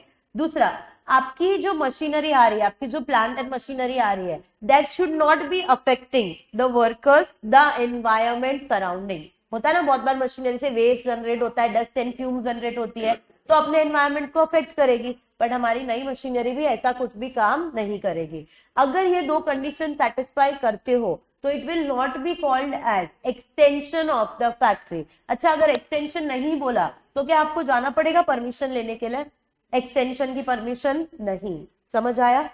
Separate question can be asked directly. ये जो स्टेटमेंट है ना, स्टेटमेंट, उसके ऊपर से ही क्वेश्चन आ जाएगा। लिख देते अपने। अब देखो क्या बोल रहे हैं, नॉट एन एक्सटेंशन, तो रिप्लेसमेंट या addition of plant and machinery हुआ। पहला condition, such change must not reduce the minimum cleared space required for the safe working. दूसरा, such change must not adversely affect the environment due to the steam, heat, dust or fumes injurious to health. अगर both the conditions are satisfied, then it is not a legal extension of a factory. इतनी बात clear है? Okay, एक और पढ़ते हैं फिर हम लिखेंगे जैसे होता है। अब देखो क्या बोल रहा है नेक्स्ट वाला provision, liability of owner of premises in certain circumstances. Please remember, either owner of the premises is not necessarily your occupier. Occupier of factory का मतलब हुआ जो ultimate control over the affairs of the factory, ठीक है। Owner of the premises का मतलब हुआ, अब भी जस्ट हम लोगों ने फैक्ट्री का डेफिनेशन याद किया था जिसमें एक प्रेमाइसिस थी। देखो प्रेमाइसिस मतलब प्लेस जहाँ पे आप फैक्ट्री बना रहे हो, तो जो प्लेस होगा ना वो रेंट और लीज पे भी तो हो सकता है। तो owner of the premises and occupier in every case is not the same to same. समझ रहा है क्या? ऑक्यूपायर मतलब जो फैक्ट्री चलाएगा, who has the ultimate control. Owner of the premises मतलब जिस जमीन के ऊपर आपने फैक्ट्री बनाई है उसका ओनर। पहले इतनी बात समझी? तो इधर तो वो लोगों ने सोचो ओनर ऑफ द प्रेमाइसिस को भी लायबल कर दिया। कौन से केस में वो सुनो। तो क्या हुआ ना, ये जो है ओनर ऑफ द प्रेमाइसिस, ऐसा समझ लो हमारे मोटा भाई है ना, मोटा भाई, उनके पास तो मस्त जमीन है एकदम, जामनगर में एकदम ऐसा मस्त भर भर के जमीन है, ठीक है। अब उन्होंने ना ऑक्यूपायर, 2-3 फैक्ट्री के ऑक्यूपायर्स को वहां पे उनकी जमीन के ऊपर फैक्ट्री बनाने की परमिशन दिया, ठीक है। तो एक ही जमीन का ओनर कौन है? सिर्फ एक पर्सन, अपना अपने मोटा भाई। लेकिन वहां पे जो फैक्ट्री सिचुएटेड है ना वो 2-3 जनों की है, मतलब अलग अलग ऑक्यूपायर है। बट वो जो ऑक्यूपायर है ना वो कॉमन फैसिलिटीज प्रोवाइड करते हैं अपने वर्कर्स को। ऑक्यूपायर जो 3 जगह के, मतलब 3 ऑक्यूपायर कॉमन फैसिलिटीज यूज कर रहा है और वर्कर को प्रोवाइड कर रहा है। अब वो कॉमन फैसिलिटीज क्या है वो मैं अभी बताती हूँ थोड़ी देर में। पहले इतना समझा। तो अगर हमारा ऑक्यूपायर प्रोवाइड ना कर पाए ना, तो जो ओनर ऑफ द प्रेमाइसेस है ना उसके ऊपर लायबिलिटी आएगी, बिकॉज जगह किसकी? उसकी। वो जो कॉमन फैसिलिटीज बनाई है ना वो भी हो सकता है उस ओनर ने बनाई है, तो रिस्पॉन्सिबिलिटी भी किसको लेना पड़ेगा? ओनर ऑफ द प्रेमाइसेस को। अभी समझ आया? ये सिर्फ उसी केस में होगा जब एक ही प्रेमाइसेस पे multiple factories are there of different occupiers and when they are using the common facilities for your worker. अब कॉमन फैसिलिटीज क्या है वो ये देखो, देखी देखी लगेगी आप लोगों को। Safety and fire prevention, access to the places, hygiene, occupational health, ventilation and temperature, emergency preparedness and all that. इसको मैं अगर एक लाइन में बोलूं तो आप लोगों ने ना जो सेफ्टी प्लस हेल्थ मेजर्स पढ़े थे ना, उसके जैसा वो लोगों ने यहाँ पे पॉइंट लिया हुआ है। इसको बोलते हैं कॉमन फैसिलिटीज कवर्ड। ये समझ में आया? तो इधर jointly and severally be liable, कौन? Owner of the premises plus occupier. तो कल को अगर ये पता चला गवर्नमेंट को कि आपने इसमें से कोई फैसिलिटी अपने वर्कर को नहीं दी है, तो गवर्नमेंट क्या कर सकता है पता है? ओनर ऑफ प्रेमाइसिस के अगेंस्ट भी प्रोसिक्यूट कर सकता है, मतलब एक्शन ले सकता है, एंड ऑक्यूपायर के अगेंस्ट भी ले सकता है, या दोनों के लिए साथ में भी ले सकता है। समझ आया? तो ये है तुम्हारा question which talks about liability of owner of premises. इसीलिए आगे देखो क्या लिखा है, in certain circumstances, and what are that circumstances you will get to see here. Premises or separate buildings leased to different occupiers. ठीक है, please ध्यान से समझना। Each occupier run separate factories. Third, certain common facilities or services are used by all of them. समझ आया? तो तीन condition क्या? पहले तो प्रेमाइसिस जो है या सेपरेट बिल्डिंग जो है वो हमने अलग अलग ऑक्यूपायर को दी है, हमने मतलब ओनर ऑफ द प्रेमाइसिस है। दूसरा, हर एक ऑक्यूपायर की अपनी अपनी सेपरेट फैक्ट्री है, लेकिन कनेक्शन ये है कि सारे ऑक्यूपायर कॉमन फैसिलिटीज को यूज कर रहे हैं, तो उस केस में liability of owner of the premises आएगी। ठीक है, नाउ हु इज रिस्पॉन्सिबल? देखो आपको वर्ड दिखेगा, jointly and severally liable, owner of the premises, occupier of the factory. So government can proceed against anyone or all. Okay?